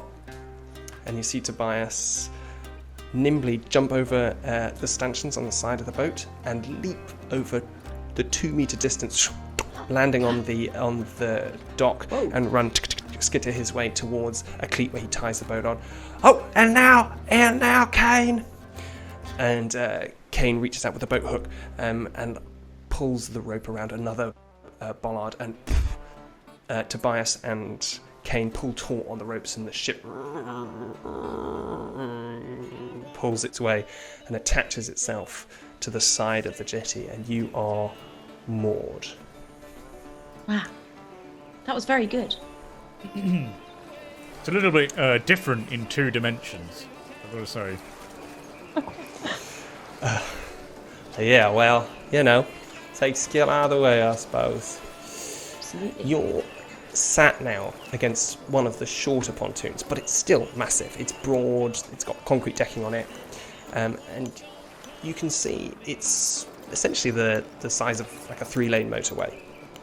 And on either side, there's vessels along it, and they're small ones. They seem to be vessels like this one, this kind of barge, a little bit bigger in some cases, but generally that is some fishing skiffs, schooners, and you can see out in the bay also other fishing boats starting to make their way in at this time of the evening. Running up the middle of this pontoon are stalls and shacks, and looks like little kind of market stalls, a hodgepodge of kind of traders that appear to have just set up shop in the middle of this pontoon. There's tackle shops, there's some sort of food trading, you can see bits and bobs being sold, and there's what also looks like people sat in a row just alongside the side of the pontoon, people looking for work, like day fishermen, or people setting up and getting ready to go out for the night haul when some of the fish come, or the squid come up to the surface of the waters. Shall we get dinner? I mean, your berries were great, but I could eat. Technically, I don't think you need to, but I could. I'm just saying I don't have to, but I really could. Is Jandra doing anything particularly busy looking? Yes, Jandra has, as soon as the boat is moored up, Jandra has jumped off the side and is starting to supervise all the family tying the ropes up and tying the mooring the bullfrog up. Okay, we'll go help. Yeah. Can we help you? No, that's fine. Just you stay right there. Probably for the best. Yep. Yeah. Jandra, if we want to try and do this subtly, if we wanted to talk. Jandra is literally just sort of moving backwards and forwards between the ropes, just tying up ropes. If we wanted to talk to the undertow, who should we talk to? Shh! Shut your voice up, child. Well, I tried, but you kept moving. Y'all want to talk to them folk? Y'all need to find one of them. Now, I ain't never certain where they'll be any given time, but one thing I can suggest, y'all might want to try the Lobster Pot. Late night, sometimes you'll find them there. Is that like a place to eat, place to stay? Y'all won't be staying there unless you've done something very, very wrong. But I believe they do serve food, or at least have done. Should we go there now? It sounds fun. Cafe/jail. Wait. Jandra, did you mean it when you said we can all get jobs together here? And hang out together? Listen, sweetie. I appreciate your company. I appreciate your coin. What y'all do now, that's your own good time. If we did want to get some more money and maybe find a job, where might we go? Well, you see, we ain't from here. I mean, Tobias, he from here originally, but we've been 20 years out of the port living. We just bring in, we sell, we leave. If it was me, I would start out with finding your contact. Maybe they can give you some better direction. How long are you going to be around in Landsdown port? When do you leave? Oh, we'll be here. Well, we'll be here at least until the festival, huh? Festival? Festival? Oh, yeah. Oh, y'all folk ain't from around here at all, are you? It's the Jour des Sorciers. Sorry, can you say that again? Well, I do apologize for my accent. I ain't from the home countries, but That's fine. the Jour des Sorciers. I'm guessing, everyone. Everyone else written saucier. It sounds like a loan phrase. Alone phrase, yes. Or And if what is that? or if Is it had that been too? translated, etymology very brief corner lut. If you borrow a whole phrase, it's like a loan phrase. If you translate it word for word, I think it becomes a calque. CALQUE. Ooh. I thought that was like a plaque or something on your tape. So it's like dish of the day. It's like a calque because it's originally like plat Plat du de jour. jour. Yeah, becomes dish of the day. Or there's like Wednesday. I think was originally like Odin's day. Then it sort of gets translated into English. Yeah, that's an example. Etymology corner over. Oh, Yes. When is I'm this always festival? sad when I leave Etymology Corner. The festival is in not but 3 days now. On the third day from now, y'all have tomorrow, the day after, and then it's here. Do you think we would enjoy it? Ain't no one alive who don't enjoy that festival, sweetie. And then you see that Constance has been sort of hanging around me, trying to say, "Ma, can we go? Can we go this year? Oh, please, Ma, come on. I'm 15. I'm 15. Why can't I?" And she's reading all these expressions. Basically, Chandra appears to be kind of expressionist. You can't do this to me, Ma. I am ready. I am ready to go to the Jour des Sorciers. That is enough. That is enough. We have talked about this. You will go when you are old enough. I've never been to a festival at all, so Oh. I would like to go. How do you celebrate it? Is this like a kind of fighting festival? Is this like an eating festival? Like a shit leaving harbour kind of festival? Sit down. Sacrificial with me for a second. burning festival. She hops up onto the deck and she goes and retrieves the bottle that Tenebris, you saw, you drank from earlier. And she leans up against the side of the boat, and she's basically just tall enough to make it like almost like a little wall she's leaning against. But for you guys, if you tried to do that, you would just fall straight backwards over. Tobias, y'all remember the first time we went to the festival? The Jour des Sorciers. I remember it every time I did. That's where we met. Saucy. How could I forget? Sit down. And she hands you the bottle. Y'all are mighty strange, if y'all don't mind me saying. Y'all come here to the port, you don't seem to know nothing. But, I'm ashamed to say I like you. I don't know why. So listen here. Here in the port, we have our ways of doing things. Now, this is a wild place. Emotions run hot here. And we express them, and you'll find that when you go into Old Town, you'll hear plenty of it. But part of the reason that is this is a place of magic. There's spirits living here. There's spirits living all over this place. Where we come from, out there, she points out towards where the golden sun is slanting rays across the calm sea, towards where the bones of these old ships are rising out of the water. There are spirits all over this land. We embrace that.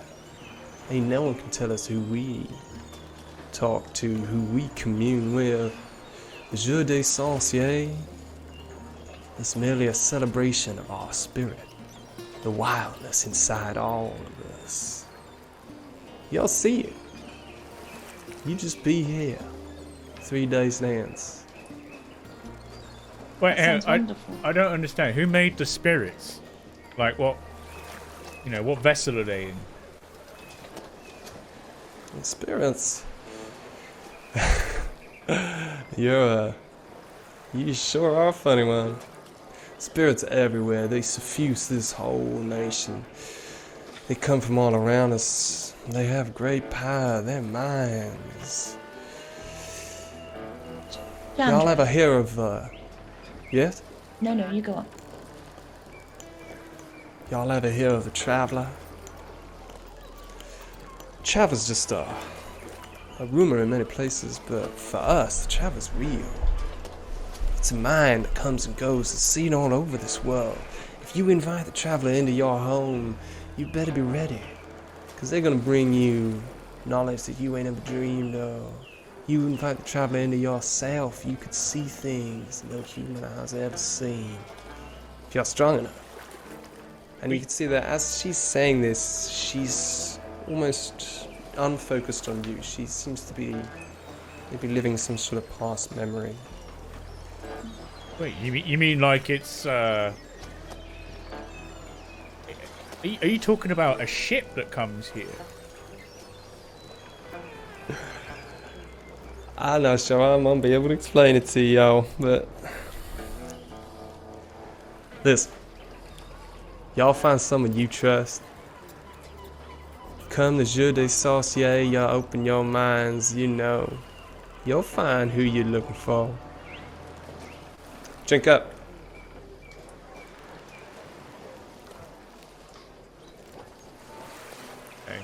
Infinity will not drink. This is like this is the evening, right? And we were told the lobster pot was the place to go kind of late at night. That's right, yes. Get stuff. Jandra, is the great trees, are they one of the spirits you're speaking of? Yeah, indeed. Oh, they don't talk so much no more, but you know, when I was young and out there, I met one. You did? We met trees actually on the way here. She just ignores you. You know, when y'all are close to them, y'all can feel their presence, but it's a mind like nothing else I've ever known. So slow, like talking to the earth itself, feeling down the movement of water, feeling the wind in your hair. I don't have hair. Well, whatever you call that, you're sort of aerial or whatnot. It is an aerial, that's very good. Yes. They sound wonderful. They are. I hope you'll have the chance to meet one day. That would be nice. Ariel is looking very confused. Tenebris, are you alright? Tenebris, Hello. your eyes look funny. I'm great. Why are you swaying? I'm not swinging. No, you are. Yeah, Oh, look, actually, I'm standing very still. Look, I'm still there. I mean, the boat was previously moving. Maybe your inertial system's compensating for the motion that's not there anymore. Maybe. Yes, that. This is definitely that. I love these people so much and I want to live with them forever. Forever?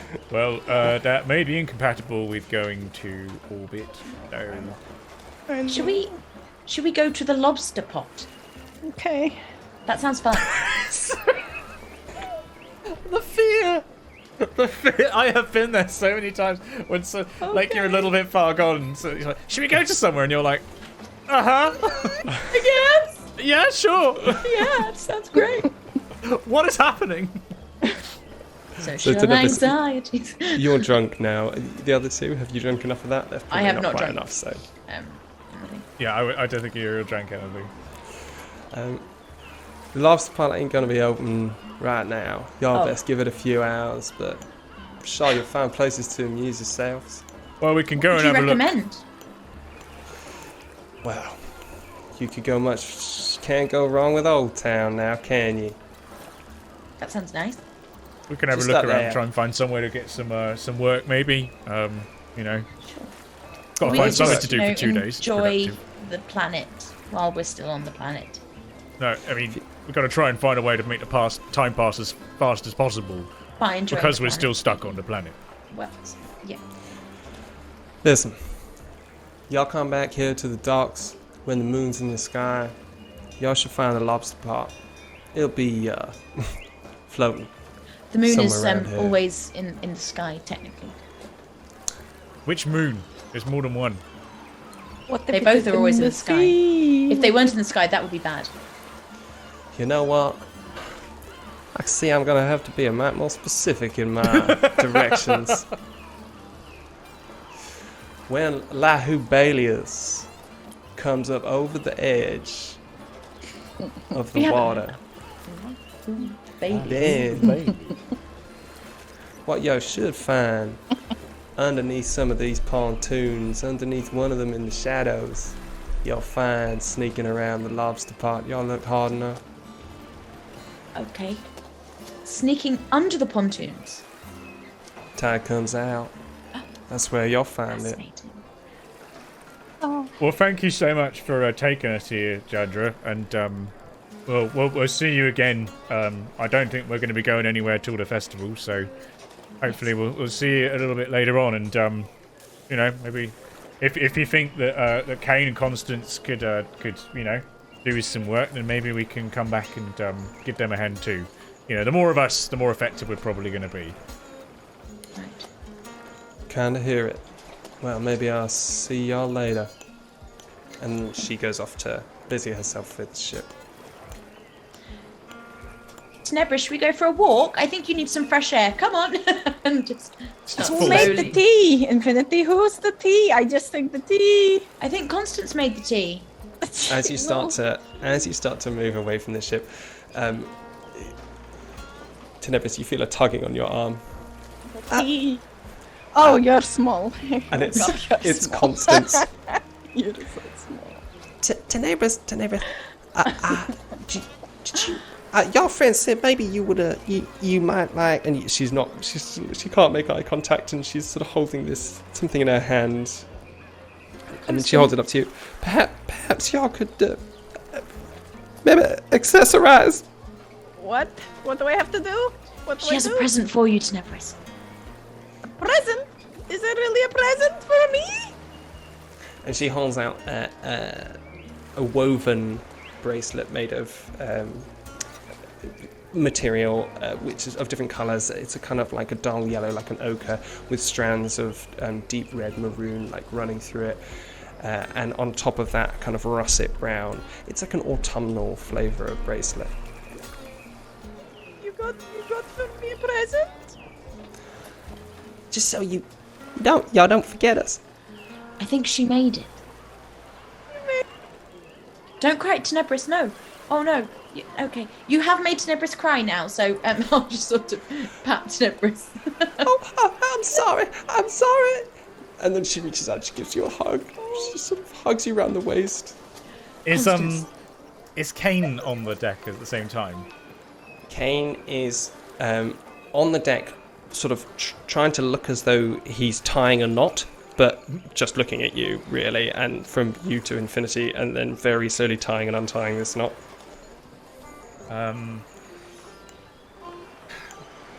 Look, Kane, before we go, I just wanted to say that, you know, you might be looking at... Oh, I'm no good at this people stuff. Look, you're going to find your path eventually, okay? And I'm going to, like, twiddle, like, the Allen key around, like, my hands. Be like, look, you... Just look. Look at what the machine can do for you. And... You'll find a way, okay? You've got a good head on you, and you're going to see the truth eventually.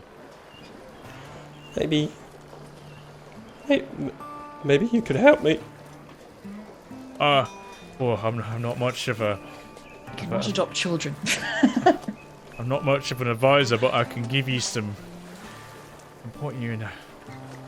Just, the next time that you're looking up at the stars and you see one of the void ships, just picture yourself as one. See what the machine can do. And just imagine what it would be to leave behind all of this and all of this stink and he's like kind of holding his skin and his flesh and like, and all of your limitations. Just dream. Just promise me you're gonna dream. Roll an insight check. Oh yeah. Ariel's super insightful. That's a Jesus Christ! I forgot I put that as a that's a 9.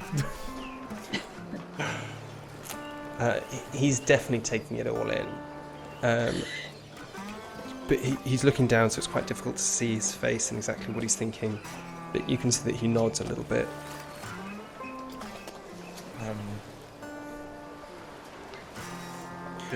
I'm going to take one of the tiny Allen keys off, like one of the really small ones, and just give it to him. Be like, just think what it can unlock. Think what it can do. And kind of put it in his palm with the metal hand. It's quite big in his hand. Like it's suddenly you see how small his hand is compared to yours, and it sort of comes off the edge of the palm. But he looks down at it, and then he manipulates it in both hands, looking at it from all sides, and then he looks up to you, and his face isn't comprehension so much as faith. I will. Thank you, sir. I'm gonna walk. Leo's gonna spin and disembark. You three walk out onto this pontoon, this jetty. You leave the bullfrog behind you. Make a quick note. You know where it is. You can come back there should you wish. And maybe you not step Snebrus. Tenebris, you've taken the bracelet, I assume. You haven't just... No, yeah. Well, that's nice. Great. Don't like it. Staggering along with Infinity, but looking at it. I'll support Tenebris as she walks. As you walk down these jetties, you see in front of you the waterfront, and what you also see on either side of the jetties, that they're supported on these great steel crab-like legs. That all the jetties seem to have them. Looking across the different pontoons, they all have these kind of huge crustacean-like legs. And as you're walking, you see one or two of them very slowly raising and shifting position. I don't like that. In the shadows. Chris, can Uriel see? Is there a clear administrative building? Is there somewhere that has satellite dishes that would be receiving information in Landsdown Port? Roll a perception check. Now the question is, can Uriel roll in double digits for the first time tonight? Nah. He does! Yeah. Was it a perception, did you say? That is 16. 16. Looking at the waterfront, what you see are these dilapidated old buildings, these warehouses. There's no obvious dishes there. You do see on some of the larger vessels moored on this pontoon, and certainly in some of the really big container ships that you can see further down, you see dishes coming off them, for sure. What you do see on the land, right, on the waterfront, are cables running across the front of buildings, cables spidering their way over the roofs and down towards surface level, and into the roads and all that. So there are cables. Depending on what you're looking for, the cables maybe are going to be of more use to you than the dishes themselves. Okay. Where do all the cables lead to? It's not like they all lead to one specific place. They're just sort of draped across the buildings. You can see that the buildings themselves, some of them at least, are highly connected to something. And you would know that those kind of cables, the size that you're looking at, they're going to be power cables, they're going to be network cables. Roll me a history check. But before you do that, I just want to take a quick check for everyone. Just drop out of game for a second. Is everybody all right? Do we want to take a quick break because we've been playing for like an hour and a half? Quick break would be really nice, actually. I could go for a very quick Just break. go for a very quick break. Yeah. Okay, let's just take 2 minutes. Let's refill on water and everything. And chat will be back in a couple of minutes. Right, don't go anywhere. Cool. As you three walk along the pontoon towards the waterfront, you see, as you approach these warehouses that seem to build out the front of this town, you see massive steel doors, some of which have rusted open, sludge and weeds kind of clogging up their entrances, and you can smell the salty, rancid smell of scum forming on the water, lapping up against where their slipways come into the sea. And in parts you can see the technicoloured shimmer of oil slipped and spilling over the top. Does anyone know why that takes place, buddy? No, tell me, please. It's because you get... Opportunity! It's because when you look at an oil spill... So when you see the rainbow colours in an oil spill, it's basically because you have the reflection taking place off the top of the oil layer, and then, because it's a very thin layer, you also have reflection taking place at the bottom of the thin layer of oil, and those two reflections interfere with each other. That's so interesting. Awesome. So it's like a diffraction grating. Very cool. So cool. Right. Chat of opportunity. Sometimes we learn on the show. Mostly we learn about rude stuff. Or etymology. Or etymology. But that's in etymology. Etymology Corner, which is different to the Chat of Opportunity. Wow, We we're don't great know song why we writers. extended the song. We're not There's gonna too do- many names for everything. It's a musical episode. RPGeeks! Wolves attack you, then gnawing up your arm. Failed a death save. Oh no, here we go. Let's see how long we'll just keep going. Right. Really? Uriel, you were looking at these cables that were sort of draped and strewn across some of the buildings, and you were going to roll a history check. Oh yes, I was going to roll a history check. Just to see if you can work out what these things might be. Because this is to do with sort of shippish components. No. Look at him trying to use his dwarfy shit. Well, the thing is, the dwarf rule is to do with stonework, and it's like we kind of we changed. You can't that. have all machinery as Okay. stonework. We'll have metal work. Building, sure. Oh, I still say history, wasn't it? That is a synthetic 20. Woo! Snaps for Uriel. This cabling is familiar to you. You've seen it in the shipyards in Martin's Bane. A lot of it is power cabling that appears to come from some sort of other source, just transferring power to all the different buildings here. But the larger cables, have the kind of insulation and the kind of cabling inside them required to transmit information at high speeds. And what your guess is, although you've not really spent long enough on the surface of Braxigantu to know this, your guess would be that these are network cables to allow people to connect to the Braxigantu network. And that is essentially their version of the internet, right? It's a much more powerful, much more interconnected version, but a way that you could access all of that information. And those massive thick cables carrying that are going into certain warehouses, but more of them are sneaking into the town. Okay. I also just had a thought about how like each planet would have its own internet, and because of like the problem of transmitting data long distance, like when a ship arrives, it's like a huge data dump into the network. In the same way that it's offloads people and material, it's also data that just gets added. Oh, that's cool. I like that, yeah. Yeah. Yeah, that's fine. Okay, so what I'm thinking is, right, Infinity, you see those cables? Yes. They are, I'm pretty sure, data cables. Okay. If we can get you to a terminal, do you think you could interact with it and sort of, read into the network? We might be able to find out a bit more about what happened. Yes, I can try. Right, so we've got to try and... where's going to be a terminal? There's got to be a terminal around the port, because that's where people are going to want to use it. They're going to want to, do ship I/O, that kind of stuff. Right. Can we go and look for in a warehouse or somewhere that's sort of near the shore. Like, I mean, basically investigate to try and find something that resembles an interface. Yeah, roll an investigation check. Everybody who's looking. Look. Oh, it's a natural 1. There's so many people. I'm so excited. 9. Tenebris, you're not even involved. He's wasted. I'm looking at my bracelet.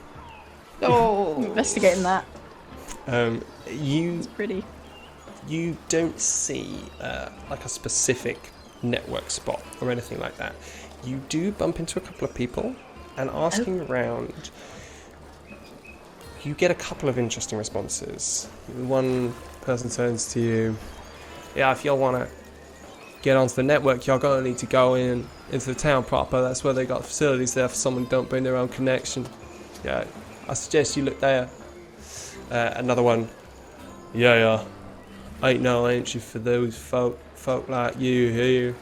Y'all find not what you're looking for, not at all. Oh, charming. very nice. Well, I guess we've got to go into... How big... Are we talking... Is this a town that's, like, sprawling like London? Or is this sprawling in the way that, like, Bradford-on-Avon is sprawling? Like, can we walk London there or Bradford-on-Avon? That's the two ends of my spectrum. One of those. Yeah. You're still on the piers, and you're sort of, as you've been talking to people and asking around, you've been approaching the warehouses on the fronting. Looking inside, there is a town there, but you get the impression as you were approaching it that this isn't massive, right? It's like Leeds or something. You could walk from side to side in a few hours. Don't know how big Leeds is. Great. It's the sort of sound you could walk from side to side from in a few hours. Great. Okay, Love it. let's walk into the... To try and find something out. Okay. So you walk past the Come on, warehouses. Tenebris. Yeah, I'm imagining it's like walking a pet or something. It's just like... Yeah. Did you see my bracelet? It's beautiful. Very Come on. nice. It was nice the last 10 times you asked. You walk past the warehouses, the waterfront, and now the sunlight really has started to go down, and the first stars are visible in the sky, and the last of the sunlight is just a sort of golden rim across the sea, the horizon of the sea. And looking into this town, you see neon-lit streets diving between the buildings, these kind of narrow, they're angular, and they're lit with all these coloured neon lights and garish signs for all sorts of things.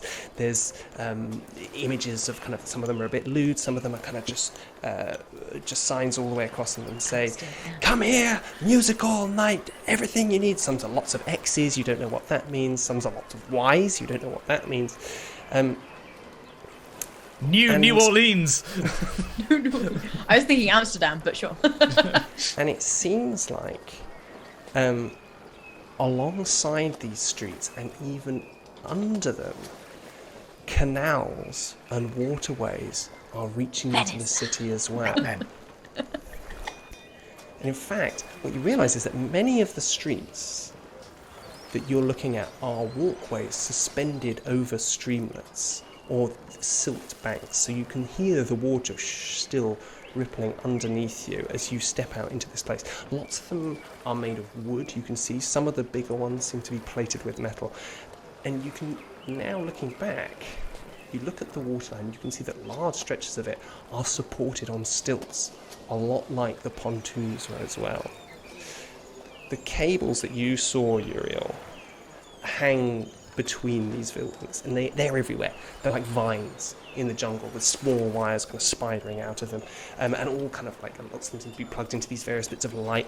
And as you step into the shadows of these buildings, you feel the first coolness of the night air on your skin, and it's laden with moisture from the marsh and from the sea. You can smell the aroma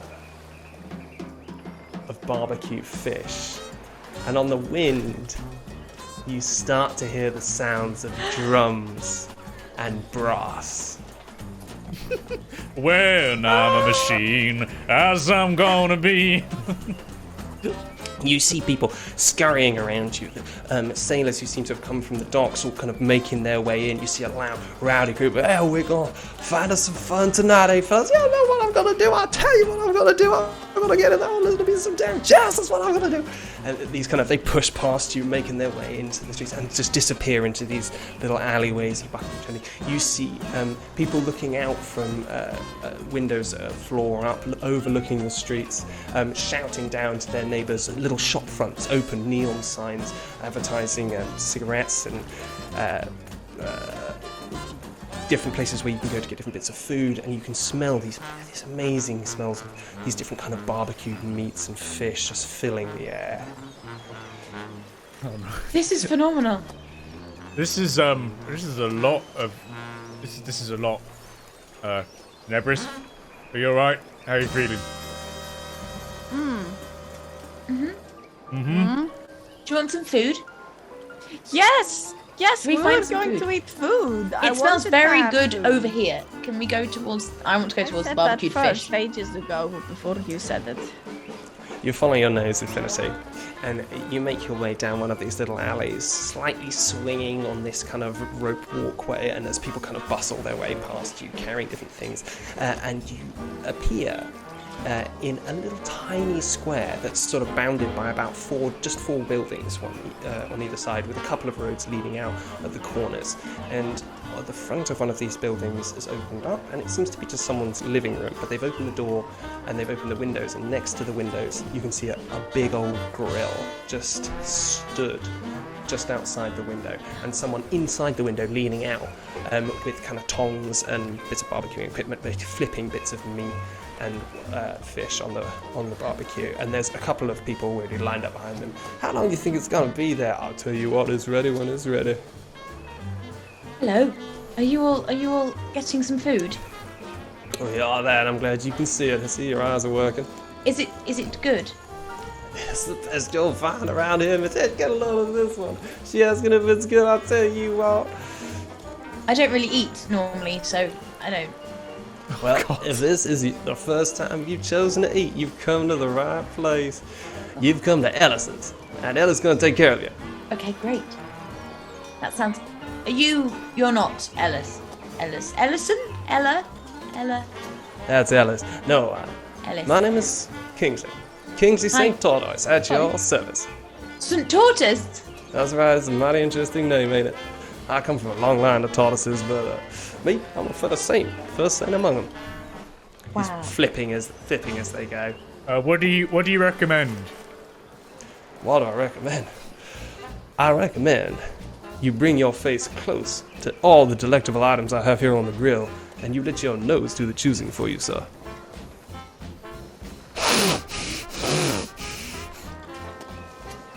It's like, you know, when like a dog sniffs your ear. That's what I'm imagining. Like... This like music snuffling. you're hearing, by the way, it seems to be coming from all different parts of the city. And it's live, right? It's not pre-recorded. You can tell, and occasionally you hear the shouts of someone being like, "Yeah, play it again." Uriel, Nebris, have either of you ever danced? Define dance. Moving rhythmically to music, I think.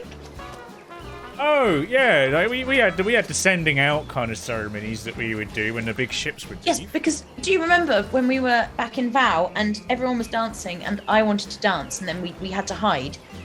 Do you Is think that when we ran away from a pub? Yes. Oh, they were doing a Circassian circle. No. It was before we escaped. Oh, then yeah. Yeah. I can do I can do dancing. You have to go in the circle and then change the partner and. We've already gotten off track fair. here. Let's get something to eat. We're gonna go yeah. and try and get to the terminal, and then we gotta go into the lobster pot. Okay? Let's look. This is all interesting and new and everything, but we've got to get off this My planet. nose would like this one, please. Your nose is chosen well. This fine rack of ribs for the little lady. Now, that'll cost you just the 2 silver, if you please. Can I beep? You surely can. And they hold out their elbow and you beat. Very kind, very kind. Left a tip as well. Glad to see it. And then hands you the plate of ribs. Do you have anything? Mark off 3 silver from your. Okay. Do you have anything that's boneless? Boneless? You mean something in nature that grows sans the bones? I don't know if you removed the bones from any of these. Well, we don't get much call for that, but if y'all need your meat without the bones, I'm sure we can oblige for a price. Uriel, I'm pretty sure you could take the bones out yourself. Oh yeah. Nebris gnaws on bones.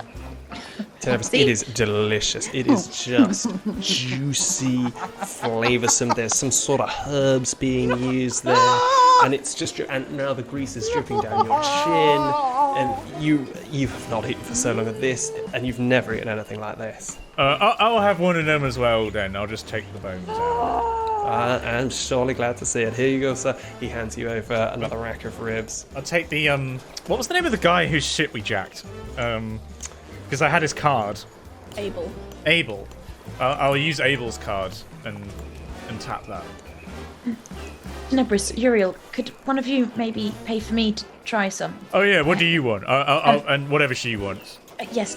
What do androids normally have? Your kind.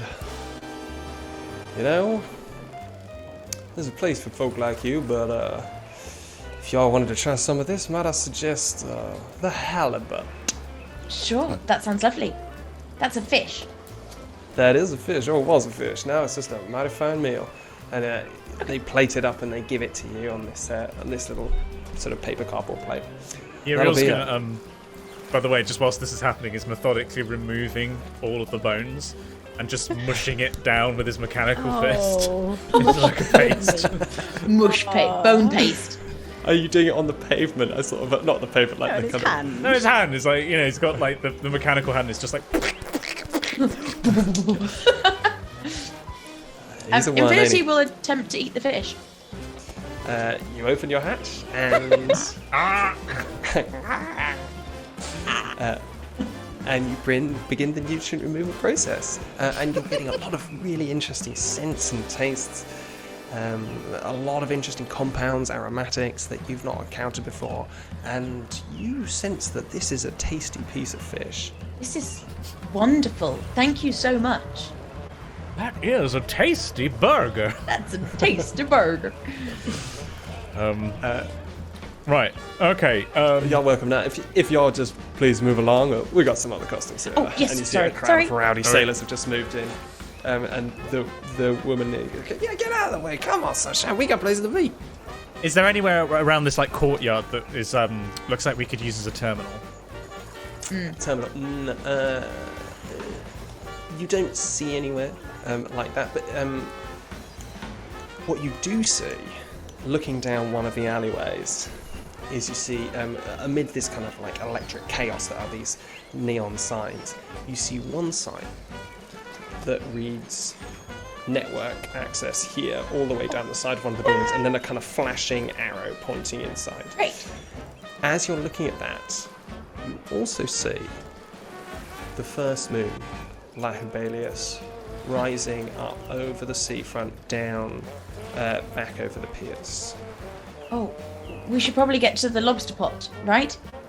Well, I could quickly plug in. Let's just quickly see if you can check in.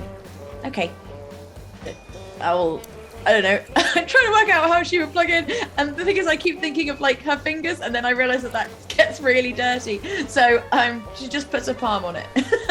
Well, you reach out where this sign is, the sign with the arrow pointing down, a sort of like glowing neon sign, a little bit flickery, a little bit bright. You reach out, you touch the surface in front of you, your hand merges with this material, and you realise that it is in fact wood. It's a door.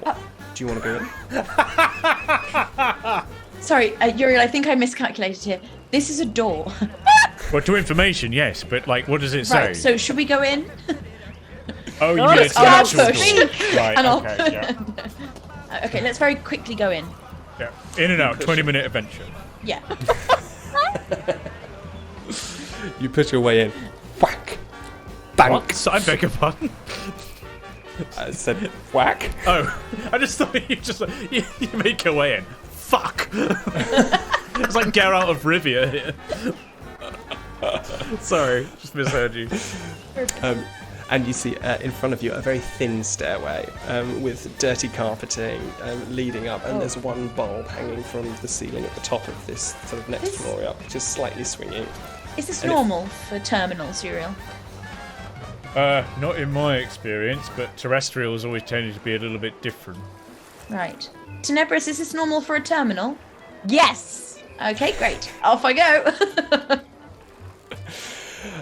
You walk up the stairs, and as you come over the top of the banisters, you look out into a very small kind of room. It's about 3 meters by 3 meters, and you can see that there's a desk that's been placed to block the kind of entrance from the stairs.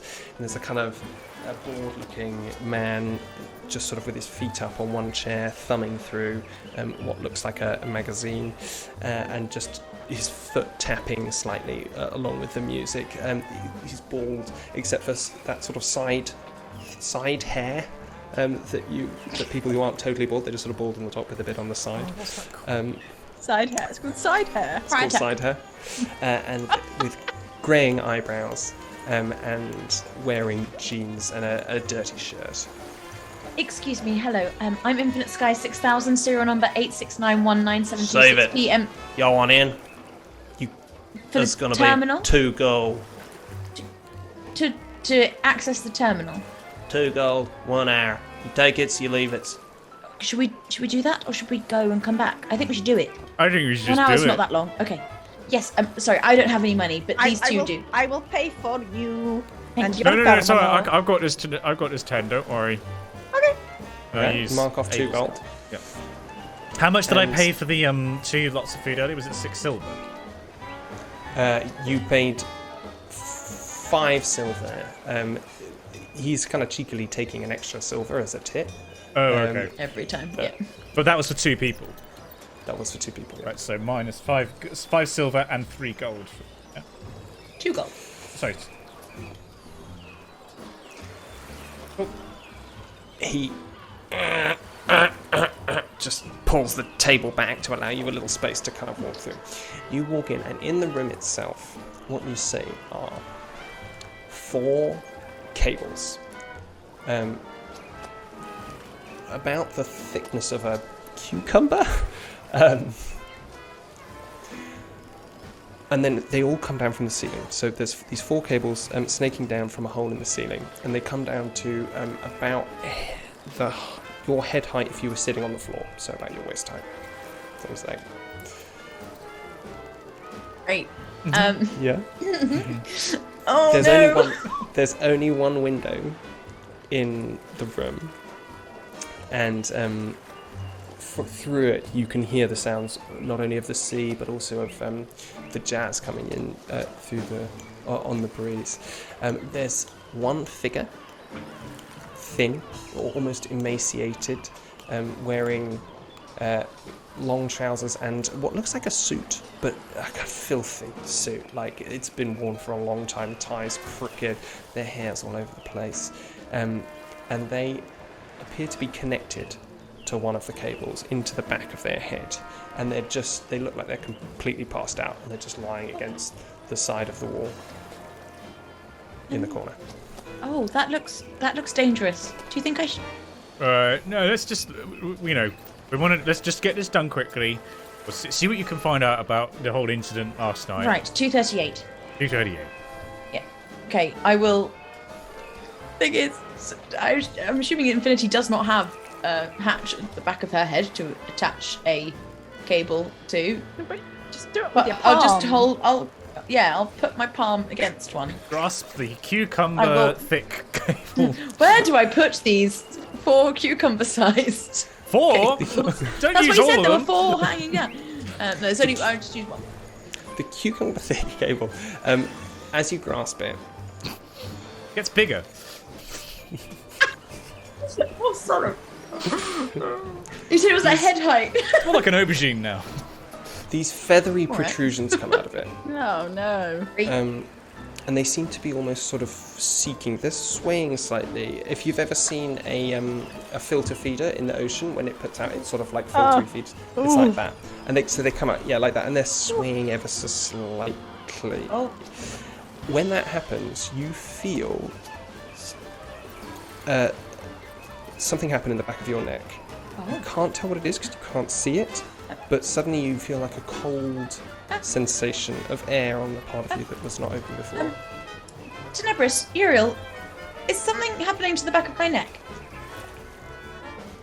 Is something happening to the back of her neck? Something has happened to the back of her neck. Oh no! A little tiny sort of hatch portal has opened up, and inside you can see various shining little pieces of metal, of cable, of copper, fibre cabling. And what you also see is it seems to be moving ever so slightly, like the pieces of metal are sort of shifting, almost like the inside of a lock, but the lock that keeps moving and shifting inside. Okie dokie. Nothing to worry about. It looks like a normal interface. Great. Okay, I'll plug in. You bring the cable closer to the back of your neck. If anything happens, will you two save me? Oh, please? yeah, Thank of you. course. Great. As you feel the connections being made, you can feel these feathery outcroppings reaching their way into your neck and into where your spine is, and starting to spark off, and you feel information starting to trigger. You feel sensations like your fingertips aren't touching, they don't feel the same coolness of the air, they don't feel the moistness anymore. You look out towards where Tenebris and Uriel were, and they start to telescope away as you feel the strength of the connections growing and growing, and then the cable sucks itself to the back of your head. You hear as it fully engages, and everything goes black. Oh, bollocks. Okay. Let's get rid of those. And you are floating. And then you appear in the network. And that's where we'll leave it for today. No! No! What? He mastered us! Yeah! Is it gonna be like Tron? Or like all of those films where they are like in the computer and it's a big black space and then they just like That was awesome. What an ending. Shit. Oh, shit. Ali Jennings, ladies and gentlemen. Ali Jennings. That was guys. I love Cass in Twitch chat. Cass was saying you have 1.7 million Infinity OS updates missing. But actually, yeah, there's the problem. there's a lot.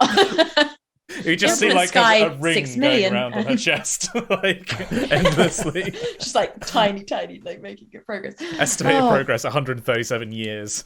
Then it's like 5 minutes. 100 years. It's just obsolete. God, don't. Oh fuck, Don't. she's on Windows. That would be so grim. Yes. Your updates are installed. Then why isn't anything fucking changing? Then do something. If Infinity runs out of cyan ink, she now cannot do anything else. We actually just want her to fight. No, there's no ink. No ink. Can't do anything. Oh, that is really Brilliant. exciting. Holy crap. Wow. Shamini, do you want to take us home? Yeah. Oh, thank you for a lovely session, everybody. Thanks everyone joining us live. I'm gonna tell you where you can find us because we like people to be able to find us here. Well, apart from right here, right now, however you're consuming this, I'm gonna tell you the other ones. So if you're not literally right here, right now, we're on Twitch. We stream live every Wednesday at 7:00 UK time, but that's not a great time zone for everyone. You're busy on Wednesdays, but don't worry, you can catch up. Immediately after the live stream on Twitch, the VOD is up on Simon's Twitch channel, twitch.tv/Dr. Simon Clark. But then sometime after that, we have a video on YouTube and a podcast version of all our episodes. Look, I was vague. Sometime after that. Sometime after that. I thought I got away with that. The YouTube should be up to date quite soon, actually. Je suis busy. Should be soon. Just the permanent state of our YouTube channel and podcast. But no, thank you for those who listen, comment, and rate there. Like, subscribe, bonk that like button. Those. And tell people about us. That's the other thing. Like, leave ratings, but leave ratings IRL and tell people. Is that a thing you can do? Yeah. How people and is how socially IRL. And yes, our social media is at RPGeeks DND, pretty much on all social media channels apart from Facebook. We don't have a Facebook. No. But we have an Instagram, we have a TikTok, we have a Twitter, we have a YouTube. We have rpgeeks.co.uk, the website, which links to all of the above. Absolutely. That's the best place to go. We have a channel on Simon's Discord. RPGeeks discussion in Dr. Simon Clark Krantz. And, there's just so many ways. And we should point out that maybe now is a good time to catch up on the adventures so far, because there's a lot of plot that's happened quite recently. And we are not doing an episode next week. We should probably do next week. Are we not? Oh, I've not paid attention to this. We're not. Oh, we're not streaming next week, and we're also not streaming on the 23rd of March either. Yeah, that's a future problem. We can worry about that in the future. Us can do with that. Yeah, we'll be back on the 16th of March. Thank you all so much, and we'll see you then. Bye. Bye.